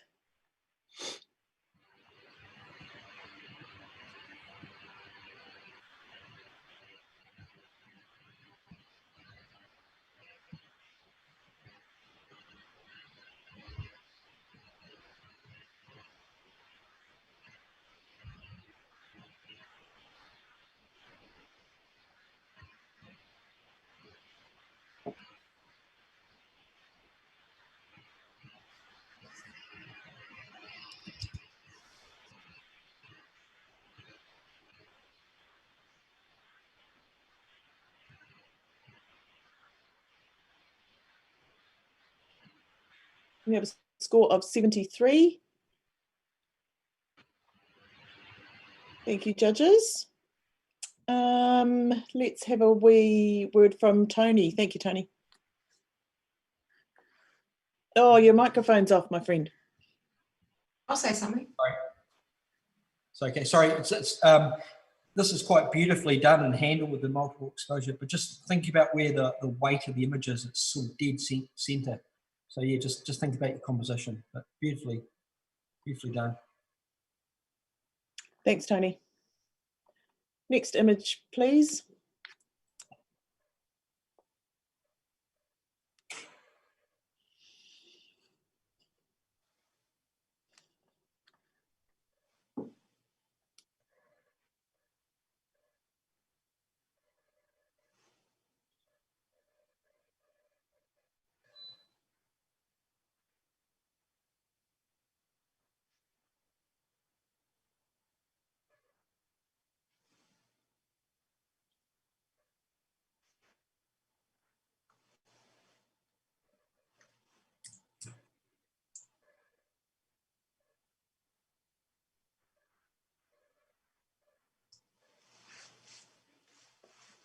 We have a score of 76 for this one, currently.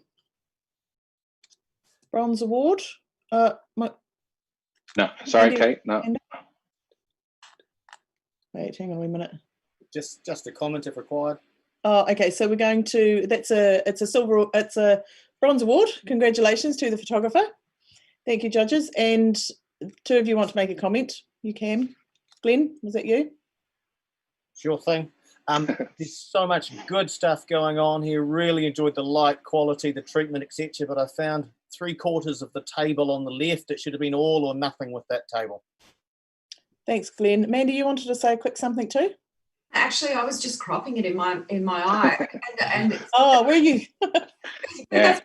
I'll say something.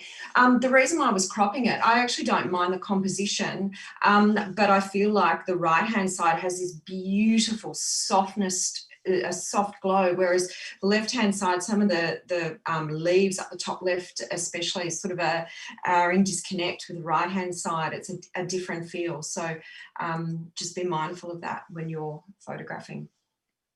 Thanks so much. Next image, please.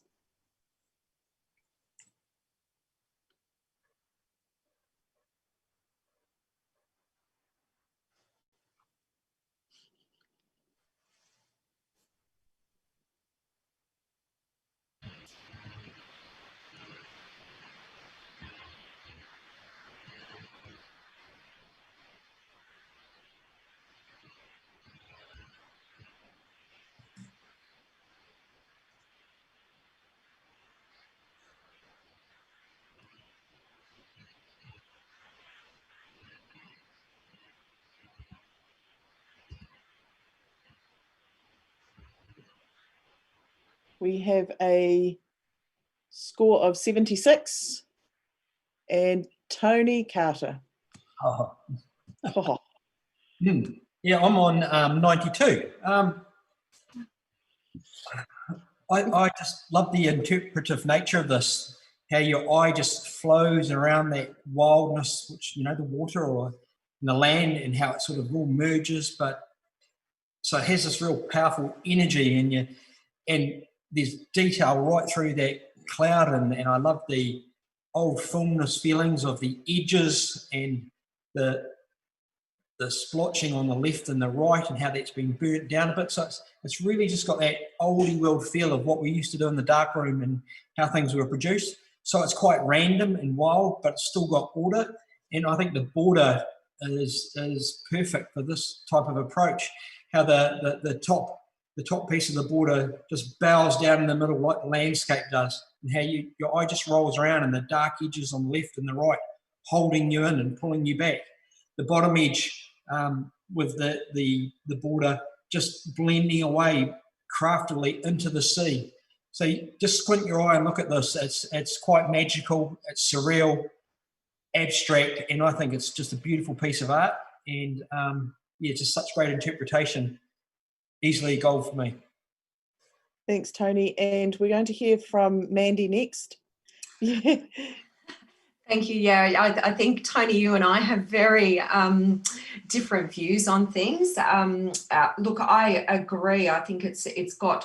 I love the border. It's stunning. It's almost like a tintype. And I think most of us, at least, are old enough to have worked in darkrooms before with all the experimentation. And I applaud your view. I just feel that there's not enough in there to really evoke either a story or an emotion. I'm finding all the little splotches up the top are taking away from any sort of story that I can create in there. So I'm interested to hear what the other judges think. Thanks, Mandarin. No other hands up from you three. We're going back to Tony. Are you sure? Well, I can. Okay, Rachel, yes. I was probably at the lower end of the scale there. I scored at 73, so well below Tony. But there's nothing that has convinced me not to come up. With everything that Tony said, I can completely agree with all he said. I don't think I can go into gold.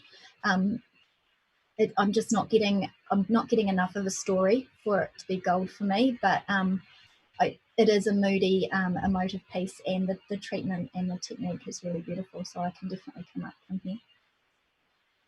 Thanks for your comments, Rachel. And we are going back to Tony. Thanks, Tony. Yeah, I mean, I see wild weather, and it's weathering the storm, I suppose, and maybe it just sort of fits with how things are going along with the world at the moment. That's sort of how I feel, and how nothing is really in focus, and it's just a bit of a crazy time.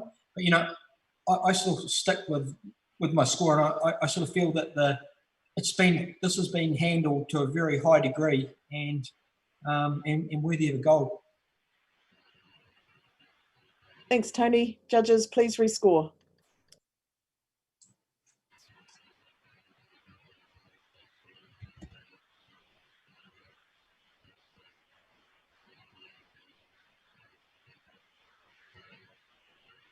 And we have a score of 82.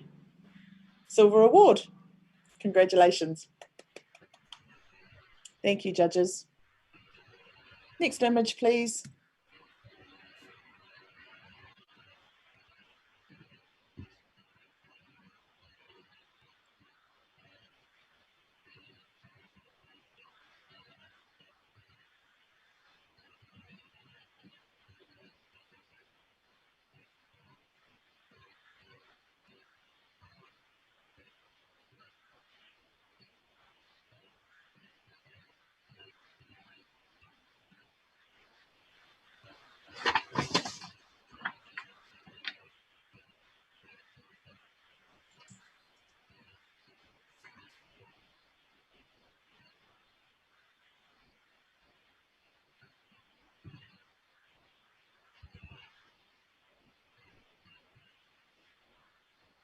And we have a score of 73.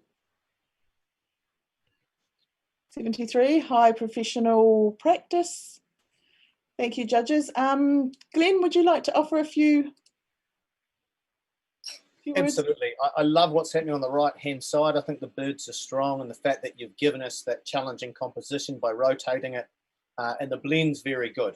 But there's, because it's so hyper-real, and perhaps some of the work in the sky has gone past believability, that's where I struggle with it. Thanks, Glenn. Next image, please.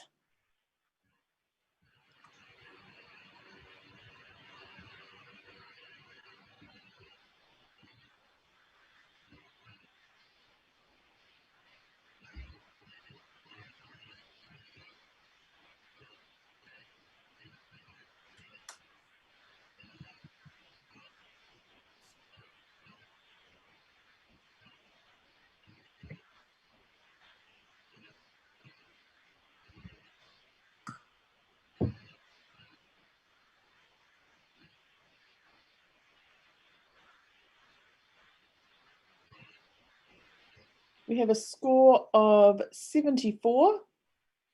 Nice and consistent with the scoring. Thank you, judges. And David. Oh, I don't know who was first. I looked at David first. Glenn. Over to you, David. Woohoo! I win one. Great picture of a shelf cloud. Here it is out to sea, and nice detail held on quite a lot of it there. We've got these tiny little white crests of waves going through, but I'm looking for the additional element to sort of to give us some story that's happening underneath the shelf cloud, because it's almost a tale of two stories here. Above the cloud it's all quite bright. You could darken that down and try and hold us in that, but there's a few things that you could work on there. Thanks, David. Great advice. Now we're going to do a judge change. Rachel, you can take a break. Thank you. And Mike, let's bring Mike back.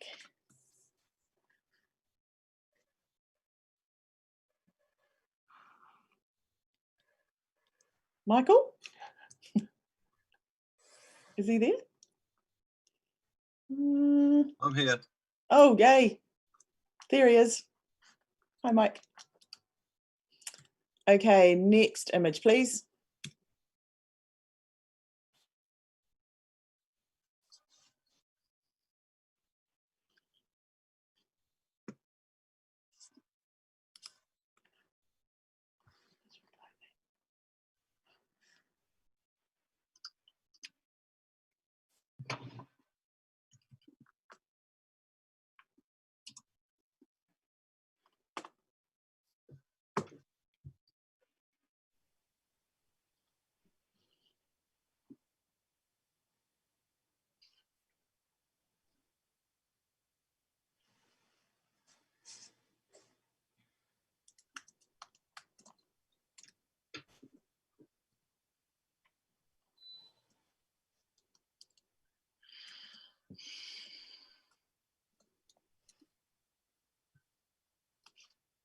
Just waiting for one more score. Thank you, judges. We have a 78. Score of 78. Thank you, judges. That's a bronze award. Congratulations. Glenn, going to come to you for a quick comment, please. Yeah, I really like the palette you've got going on the sky there. Not a big fan of the banding I'm seeing, but there was lots to be rewarded when you went through the quaint curios, the opportunities that were there. I love discovering those things. Quite nicely handled. Thanks, Glenn. Next image, please.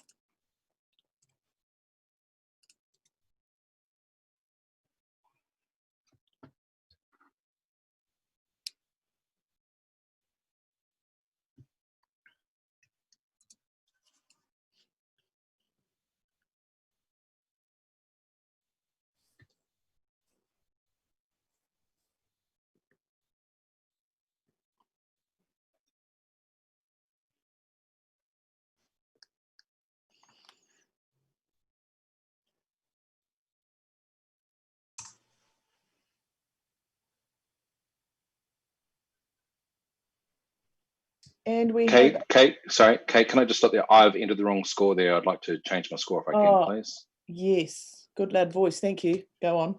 Thank you. No, I just realised I popped it in there.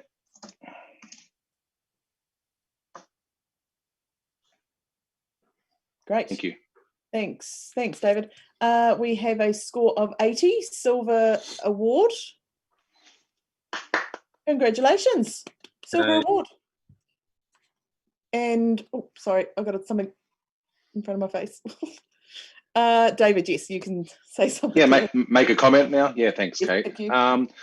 I really enjoyed the piece here. This whole real subtle nature and how the top left, in the top left corner there, that largest, darkest tree sort of anchors the image there.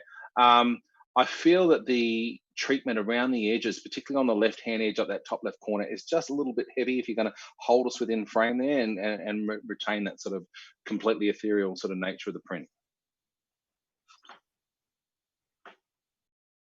Great, thank you so much, David. That's awesome. Can we have the next image, please?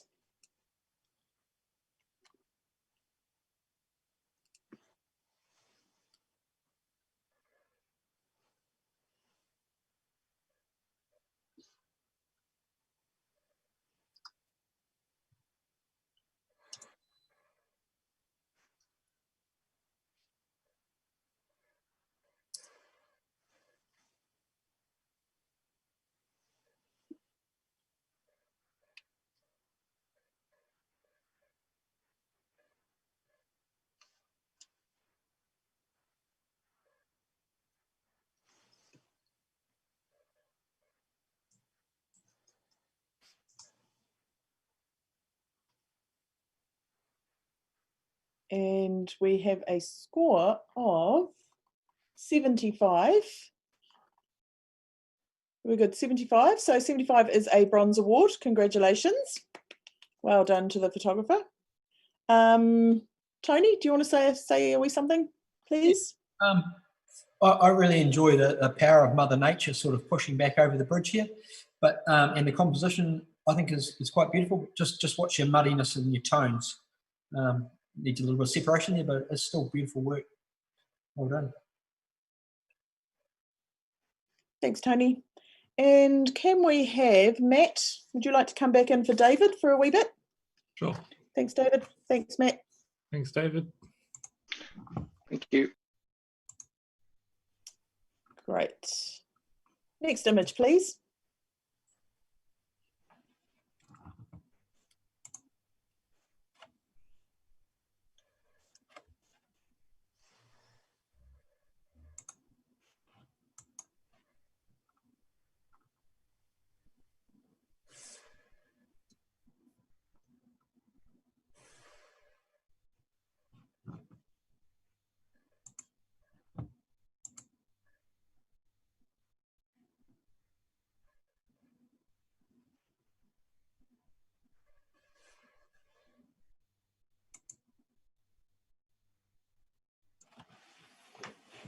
We have a score of 73.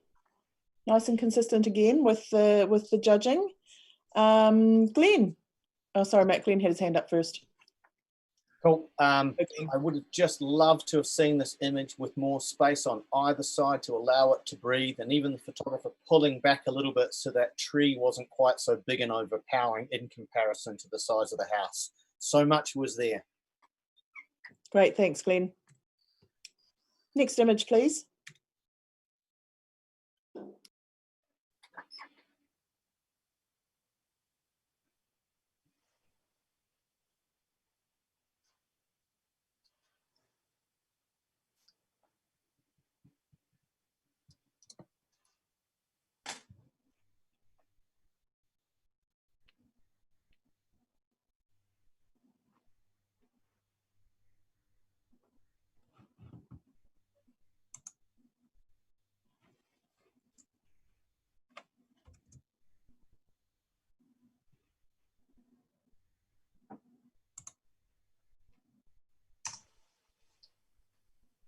And we have a current score of 76, which is a bronze award.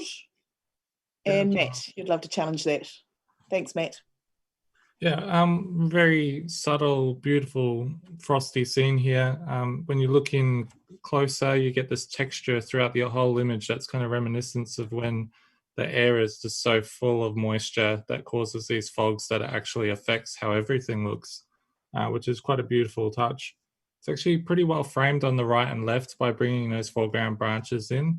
And at first I was kind of thinking, well, it'd be nice to get more of a silhouette of these ducks here, but in sitting with it, I actually kind of like that they've all got their heads underwater and they're all feeding and doing what they're doing in the morning. And perhaps that's an intentional thing, because I imagine the photographer would have had the opportunity to present us with nicely silhouetted ducks, but they've presented us with more animal behavior instead. So yeah, just take a closer look and get back to me. Thanks, Matt. Mike, we'll go to you first and then we'll go to the others. Yeah, I gave the 74. I'm prepared to give it a strong bronze, but I certainly can't go any higher. I find the right-hand side very distracting, especially the bottom right and the top right. They just don't need to be there. In fact, a perfect square would really elevate the strength of all the elements in here. There are fantastic things, but the cropping on the right definitely is dragging my eye away from the subject. Thanks, Mike. Tony? Mike pretty much said what I was going to, so that's how I feel as well. Oh, okay. Thank you, Tony. Anyone else before we go back to Matt for write a reply? No, I think it's all yours. Go, Matt. Look, for the most part, I agree with you. I think the right-hand side is there to kind of bring us back into the frame. But then I also cropped with my hands, and the square that you were just talking about is fantastic. And I agree with you now, crop it to a square. But for the positive reasons that I mentioned before and the beautiful treatment of the scene, let's push it a little bit higher in bronze. Great, thank you, Matt. Please rescore, judges.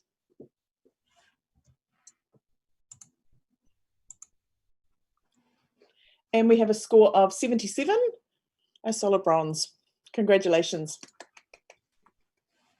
Can we bring Andy back onto the judging panel? And Mandy, do you want to take a break? Thanks, Mandy.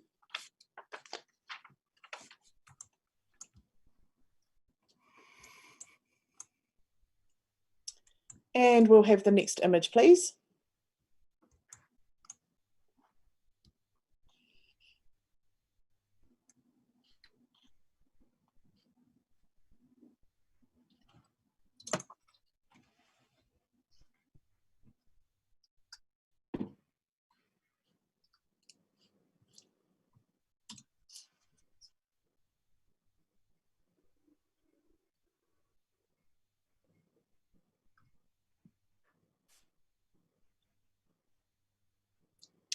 And we have a score of 79. And Mike, where are you? You're on. Oh, yes. You can challenge Mike. If Tony's got a higher score, it's probably his. Oh, you have two. You have two. Thanks, Mike. Go, Tony. It's all yours. Sorry. Yeah, I'm on 86 with this. I think, you know, the feeling of this, it's sort of got a sort of Monet type feeling in its warmth, and it's not abstract, but the light is just bouncing around everywhere in beautiful places and giving this image real dimension. You know, I'm not big on highlights being burnt out, so I'm not asking for gold with the light coming through.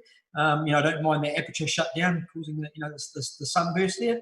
But you know, I think it's great, beautiful skies, dreamy. I quite like the angle of it. It's just everything's just a little bit off to one side, and that's, you know, with the brightness coming through on the flowers, I've all got that curve towards the light as well.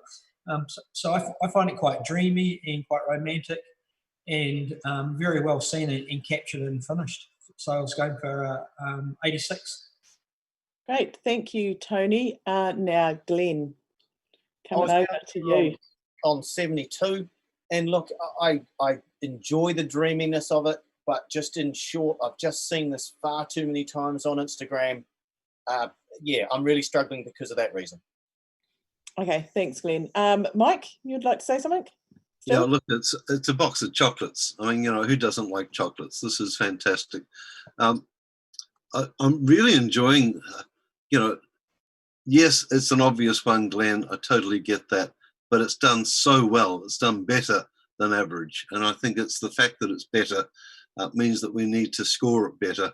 If we look at the center lupin, it's doing a dance for us. It's saying, look at me. If we look at the green tops, we've got a line coming from the bottom right, dragging our eye right round into the picture. It's beautifully constructed. In fact, Tony, thank you for challenging, because I can go higher than you now. Thanks, Mike. Matt, let's see from you. Yeah, that's pretty quick. I felt like in the open category, if they had fixed up those little patches of sky just a little bit more where it goes to white, not around the sky at the sun itself, because, you know, starburst, you just let it go like that. But some other patches could have been fixed. However, I do kind of enjoy the snake charming, almost kind of visual of this field of lupins being charmed by the sun coming over the hill. So I'll come up and I'll listen to how far I should go. Wonderful, thanks, Matt. And we're going back to Tony for write a reply. Thanks, Tony. Yeah, Glenn, I don't know what an Instagram is. What's that?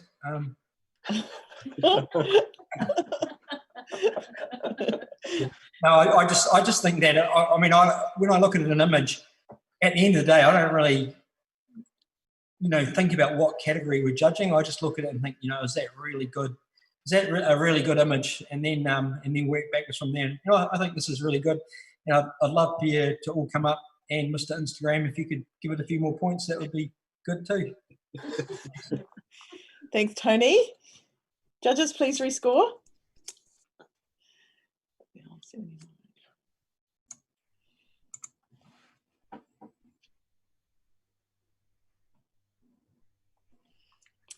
And we have a silver with distinction on 85. Congratulations.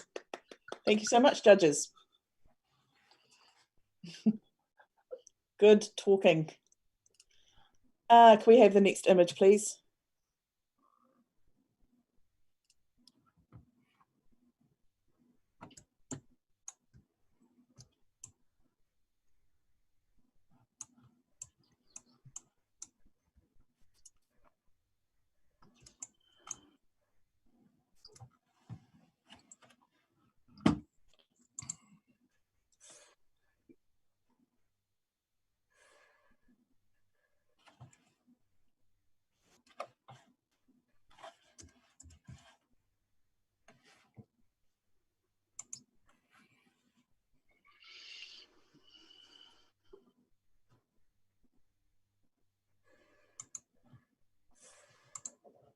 We have a score of 83, sitting in the silvers.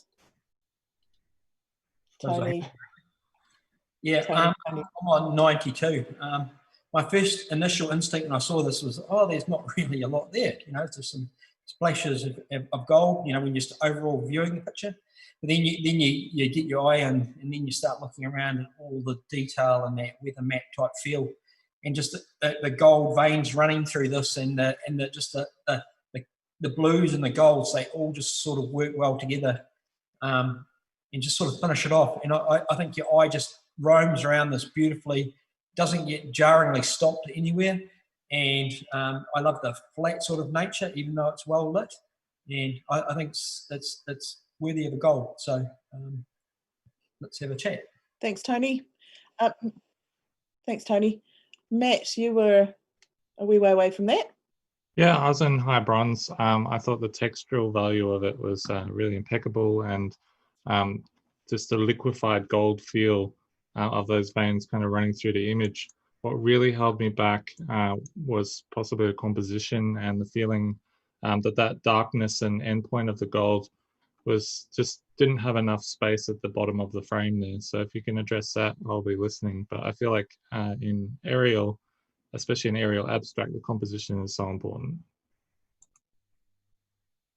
Wonderful, thanks, Matt.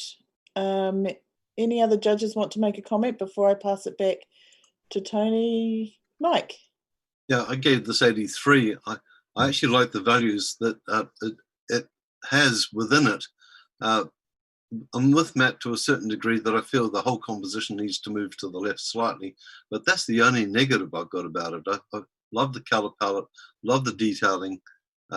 Yeah, all the textures are just beautiful. Great, thanks, Mike. And I think we're going back to you, Tony. Yeah, I really like what you said, Matt, about the liquefied gold effect, because that's what it does. It just feels like it's just sort of flowing down into that darker spot there with the blue at the bottom. Just to address that tightness at the bottom, I believe if there was more space at the bottom, that would actually pull you into that inner circle with the blue circle at the bottom there. So if it did that, then your eye might structurally just stay there because of that. So I don't mind that edge tension sort of leading up through, but it's just one of those images that just quietly gets to you. It's not screaming composition. It's screaming detail and flow. And I'm quite comfortable with the gold. Yeah, let's see if anybody else wants to come up as well. Thank you. Thank you, Tony. Judges, please rescore.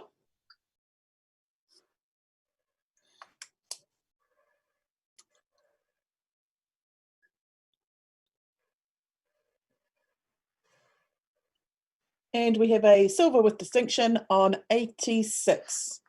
Congratulations. Thank you, judges.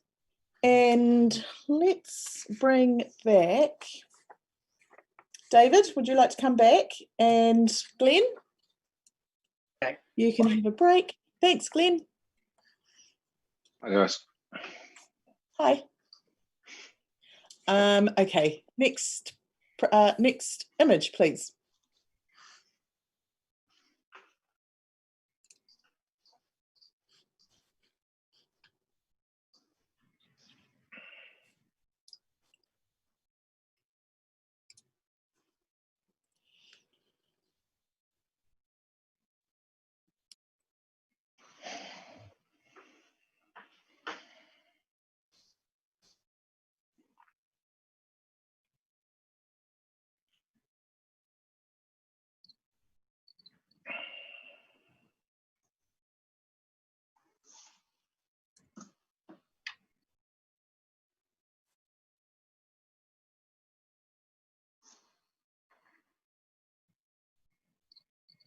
And we have a score of 80, a silver award.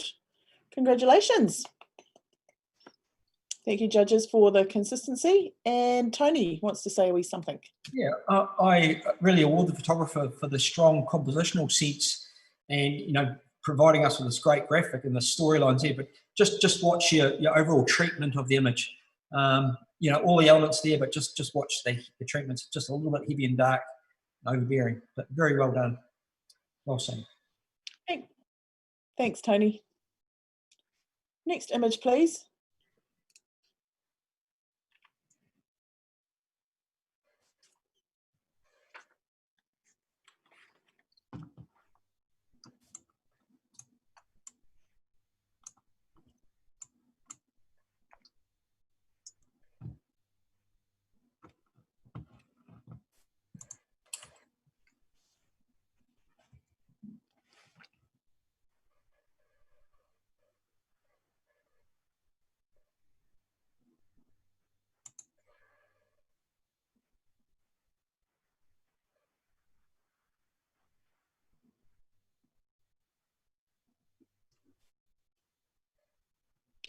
We have a score of 82 Challenge. and challenge from Matt. Thanks, Matt. Yeah, I think this is extremely well seen by the photographer, and they've taken the time to make everything perfect, having those lines running into the corners. It's very well balanced, and you have this counterbalance of organic curves against this rigid structure of the window on the right-hand side here, and the angles created in that little triangle beside that as well. I just think it's so very subtle, extremely well handled tonally, and with the beautiful gradations on those curves, and extremely well balanced. So let's have a chat. Wonderful, thanks. Thanks, Matt. Now I'm going to go, I see some hands up, but Tony, I'm going to come to you first. So what was Matt asking for the score? I'm in 87. 87, sorry. So I'm on 77. I will come up into silver. I don't know if I can do a distinction though.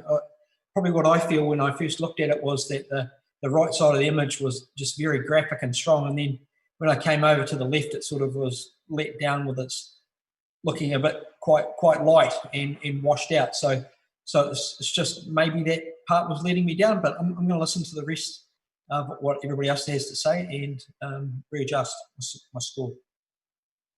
Thanks, Tony. And who had their hand up? Mike, you did? Yeah, yes, I did. Thanks, Mike. Look, I'm in silver with distinction as well. I'll probably lift my score by a couple of points to 88, just to give you an idea of where I'm going. But I see it as the two elements. The left-hand side is the organic element, which is light and fluffy, and the right-hand side is geometric. And I find the two elements flow into each other through the use of this curve, the staircase going into it. And I find it very sophisticated and very, very well achieved. Wonderful. Thanks, Mike. Anyone else wanted to chat to that before we go back to Matt? Nope, I think the other two boys are good. Matt, all yours. All right, just to address what's been said, and thanks, Mike, for those comments as well. The area on the left, it isn't quite as bright.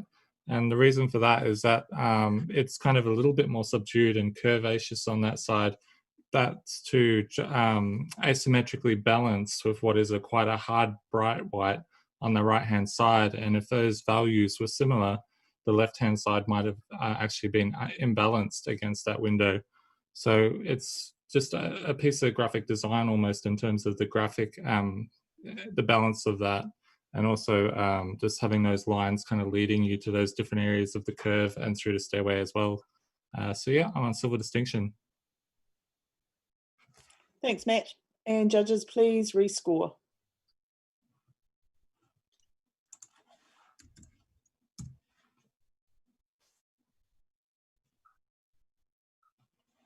And we have a silver with distinction, and 86. Congratulations.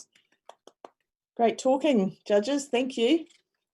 Tony, you can take a break. Yeah. Yeah, Tony.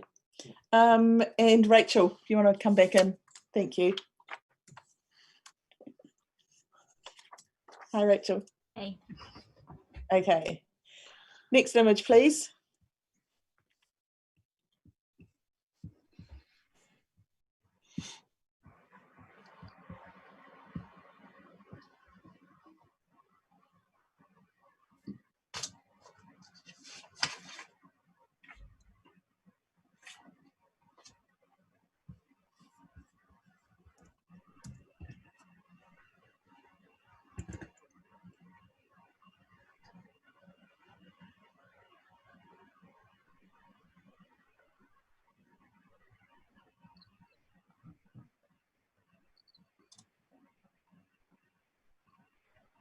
We have a score of 71. Pretty consistent with that. Thank you, judges. Matt, you had your hand up first. Yeah, I enjoy the captured animal behavior here. It's been done quite well. In terms of improving it, perhaps either making use of that puddle in a more precise way or just cropping it out. And also some of the elephants are kind of merging together in the background as well. Thanks, Matt. Next image, please.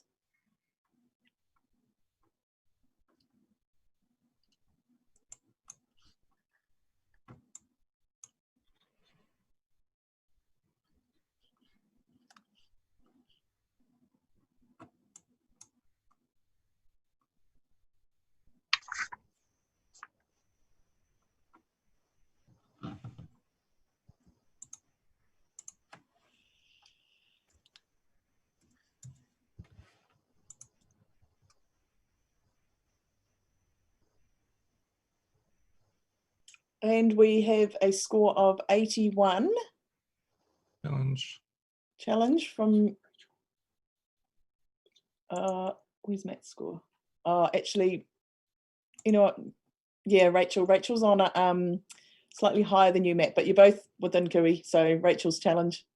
So I scored at 88, and I'm really enjoying it. I think it's really beautifully balanced. That little bit of highlight with the cloud and the waterfall is bringing me right into the image, and then my eyes traveling all around all of the different depths and tones that the shadows and the clouds are bringing to the mountains in the background. So I think it's a nice silver distinction image.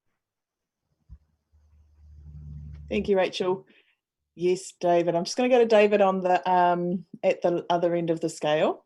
Yeah, no, I was to in the high end of professional standard there, Rachel. I'm at 72. I found a couple of things just not quite getting him into the award standard. One was the crop. I find the right hand edge just too close. The water sort of going there. It needs to sort of pan a little bit to the right or come a little bit wider. The other thing was just the weight of the darkness where the cloud is there. You've got the waterfall right there in the middle, but we've lost most of the detail, particularly on the right hand side in that dark area there.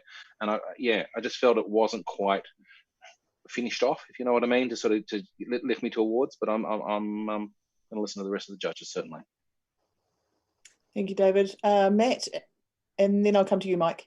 Matt first. Yeah, I actually hate to do this. I've kind of reevaluated my score a little bit because of what David said. I've inspected that cloud area a little bit more, and there's actually some issues with how that area has been composited in. That's created some straight edges that are kind of giving away the technique a little bit. So that's a little bit unfortunate, but I do enjoy the overall mood created and the feeling of Fjordland. Thanks, Matt. Mike. Yeah, look, there's as a scene, it's beautifully constructed, but there's banding, really heavy banding at the top, and also there's some split toning that's really quite distracting, which is the purple at the top and the green at the bottom. Neither of which are really enhancing the power of the photograph. I'm also just finding it a little bit muddy, but having said all those negative things, I've given it 83. Thanks, Mike. And no one else? We're going to go back to Rachel for right of reply.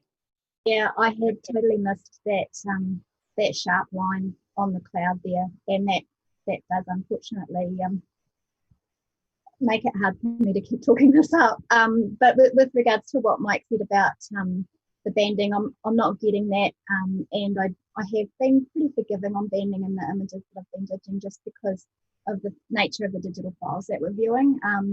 But that hard line there is I think not supposed to be there, which is a shame. Okay, thanks, Rachel. Judges, please rescore.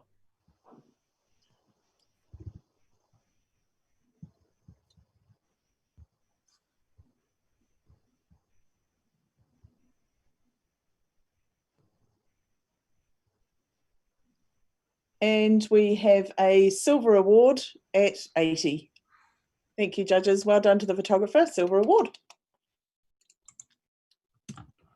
Next image, please.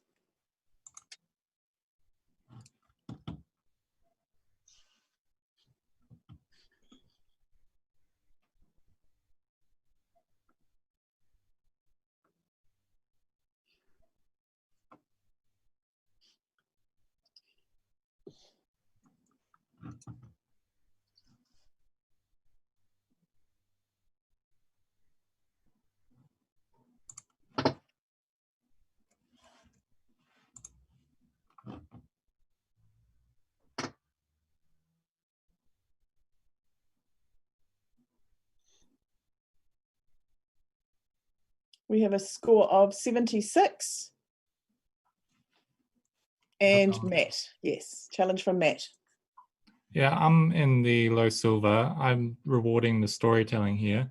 It's without giving too much away, it tells us where it is via the use of the crates and the symbols on the boats in the foreground. But it also establishes a really strong mood and personal empathy in the image, because you see what is such a miserable day with those little rain streaks going all through the image, and also how speckled that water is. You can see all of those raindrops smashing into the water, and who on earth would want to be out in that, except maybe a photographer or a fisherman. So I'm rewarding it for that. I do find the elements on the left and right a little bit heavy, but they are pointing us to the person in the distance. So, you know, I'm in low silver. I think that's probably where it sits. Thanks, Matt. Now, I'm quite keen to hear David. Yeah, no, thank you, Kate. Thanks, Matt. Yeah, no, I'm at obviously at the other end of the scale here. I'm at 68. I had several issues, yeah, of which a couple of you've addressed there, Matt. The blacks on the left and the right, it's combined with a bit of a heavy vignette that sort of, I understand trying to point us, but I feel it's a bit heavy-handed. The crate that sits right in the front middle there, I'm sort of looking at the highlight that sort of runs right in the middle of the crate there, and it's just sort of, it doesn't quite sort of sit within that whole sort of frame for my liking. And then our little human figure there in the back there, it feels to me like he is paddling uphill. And so therefore I'm sort of, if he isn't composited in, it's whether it's either that or whether it's a horizon issue or something of that nature, but all those little sort of jangly bits put me off. Thanks, David. Mike. Yeah, just a couple of things. When you're doing landscapes, there's two ways of doing gardening. One of them is to take the crate out. The second one is to clone it out. The crate in the middle is just a bit too obvious for me. Coming back to the fisherman at the back, he's actually holding a net. And so he's actually, I think he's really there. And I think the angle is the fact that he's pulling on something. If you look to the left of him, you can see a little white area. And I believe that's a natural sort of thing that's happening in there.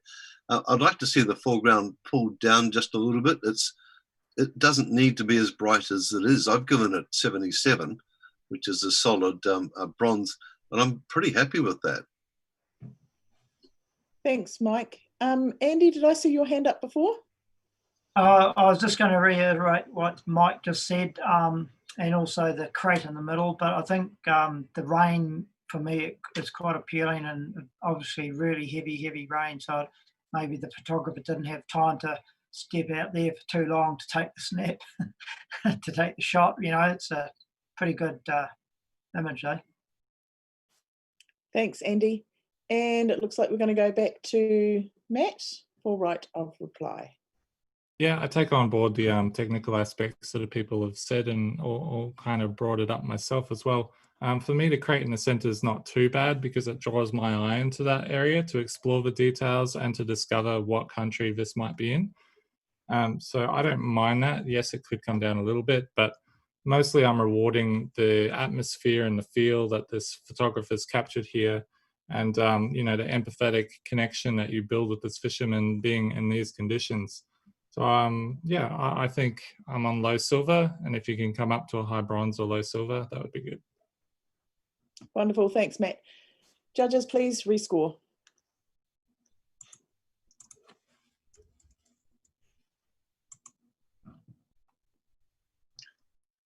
Oh, and we have a 79. So, judges, if you think it sits in the bronze, please enter a 79. If you think it sits in a silver, please enter 80.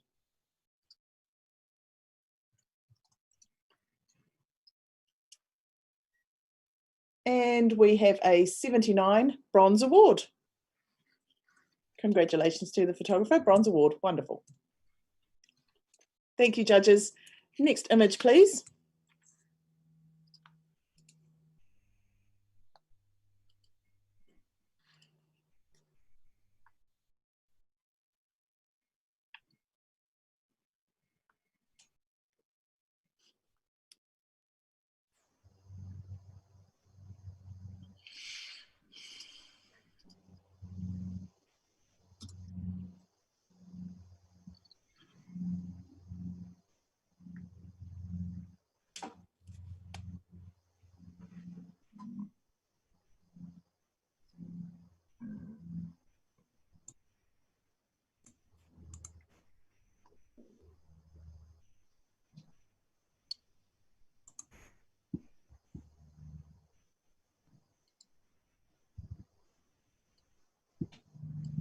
We have a score of 75, and that is a bronze award. Congratulations.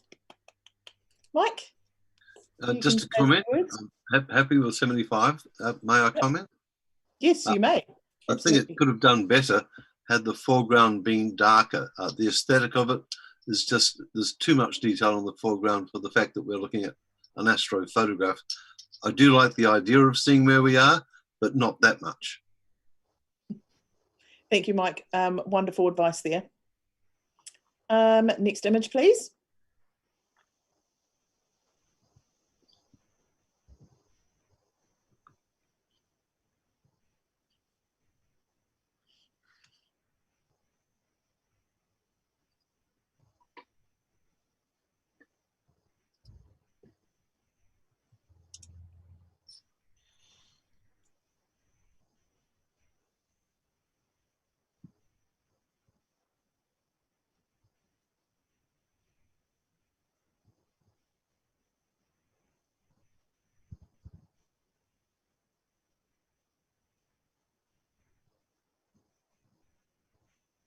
We have a score of 74. High professional practice for that. Matt, is that your hand up? Yes. Yeah, just commenting, if that's okay. Thank you. Yeah, the photographer's doing a great job of leading us down this escalator. But if there was something bathed in that light for us to enjoy when we get to the end there, that would really top it off. Great. Thank you for that advice. Next image, please.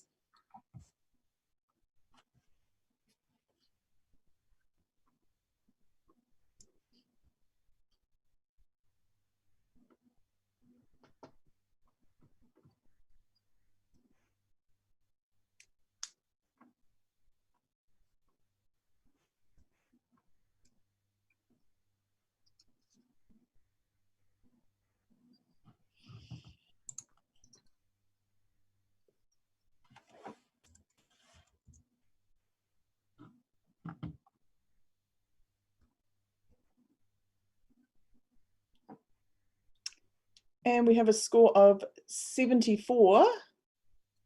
And Mike, would love to challenge that. Yeah, I gave this 83, mainly because of its tones and textures. It's a beautiful example of creating forms that are the opposite. The absolute pearl quality of the skin against this rough rock is the perfect opposite. And also, because the skin tone is so strong, having it this small in the frame makes it stronger. It's that everything's about opposites. This whole image is about opposites, and I just think it's beautifully done. Great, thank you, Mike. I would like to hear from Rachel, please. Yeah, I scored the 68. I can absolutely appreciate what you're saying about the textures and the tones, Mike. I guess I don't really see, I don't see why she's there. And I also find that the tones on the skin are beautiful, but there are some quite sharp highlights on her shin and her breast and her hip and her knee, which really just don't work for me. Thank you, Rachel. Matt? Yeah, I like what Mike has said so far.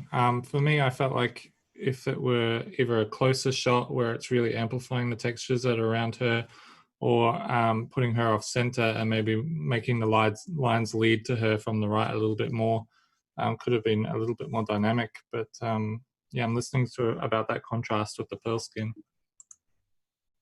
Thanks, Matt. David? Thanks, Kate. Yeah, I like the whole two-tone, or it's almost like a bright top and a darker bottom there, Mike.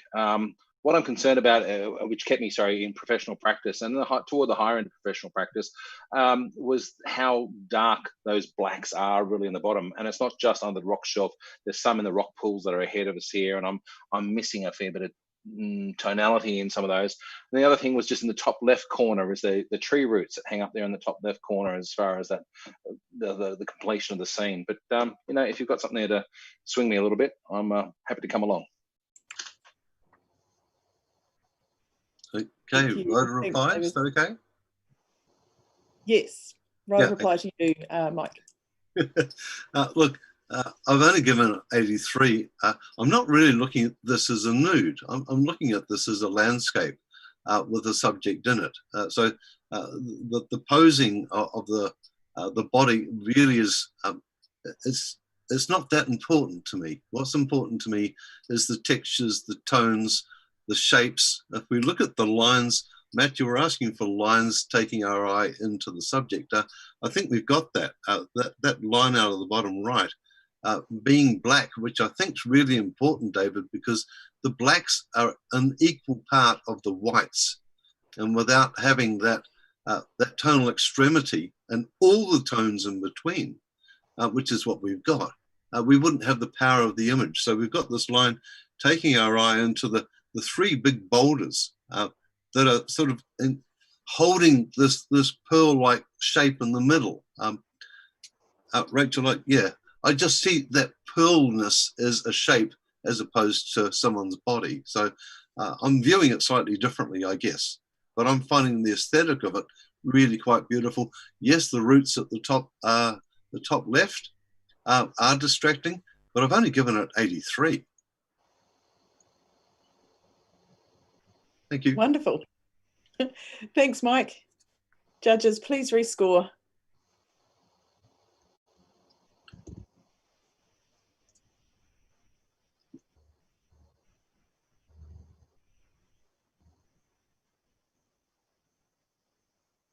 And we have a high bronze at 78.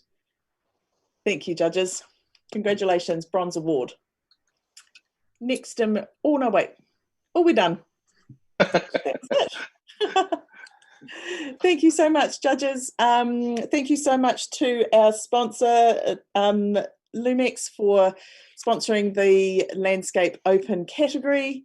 Such an exciting category. Thank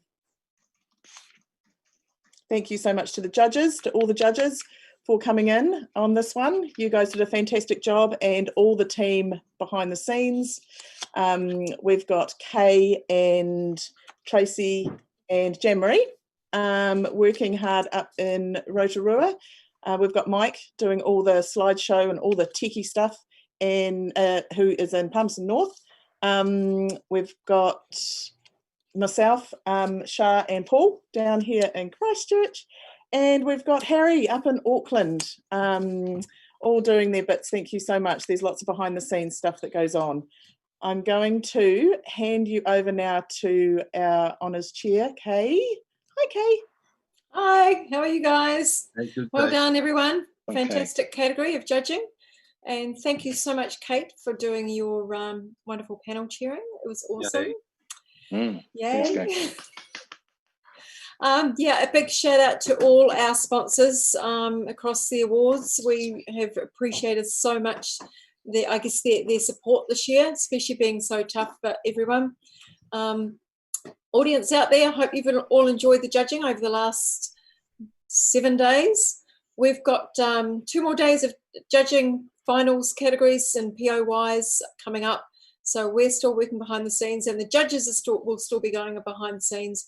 But we really appreciate the support that you guys have got through entering, first off entering, and also tuning in and listening and providing all the fantastic feedback that we've been having. So a huge thank you, and we look forward to releasing the finalist lists, which will be coming out in the coming week. And also we will be releasing the results from the preliminary round. Probably give us a week or so, and we'll have those out potentially before the awards night. So keep an eye out on Facebook, on the NZIPP Facebook page, and we'll notify you of when results are going to be ready, and who the finalists are and what's happening with the awards night. So in the meantime, take care, and keep being inspired by all these amazing judges. Can't thank the judges enough. They have been absolutely fantastic. And all the ones that have had to get up early in the morning over in Australia, we really appreciate it. And we hope that you've enjoyed being part of this year's Iris Awards. So well done to all of the judges, and well done to all the entrants for entering, and the massive amount of amazing feedback that you've got along throughout this week. So we're going to sign out, and we will be in touch soon. Thank you. Well done, everyone. Great stuff. Thank you. Bye all. Hey there.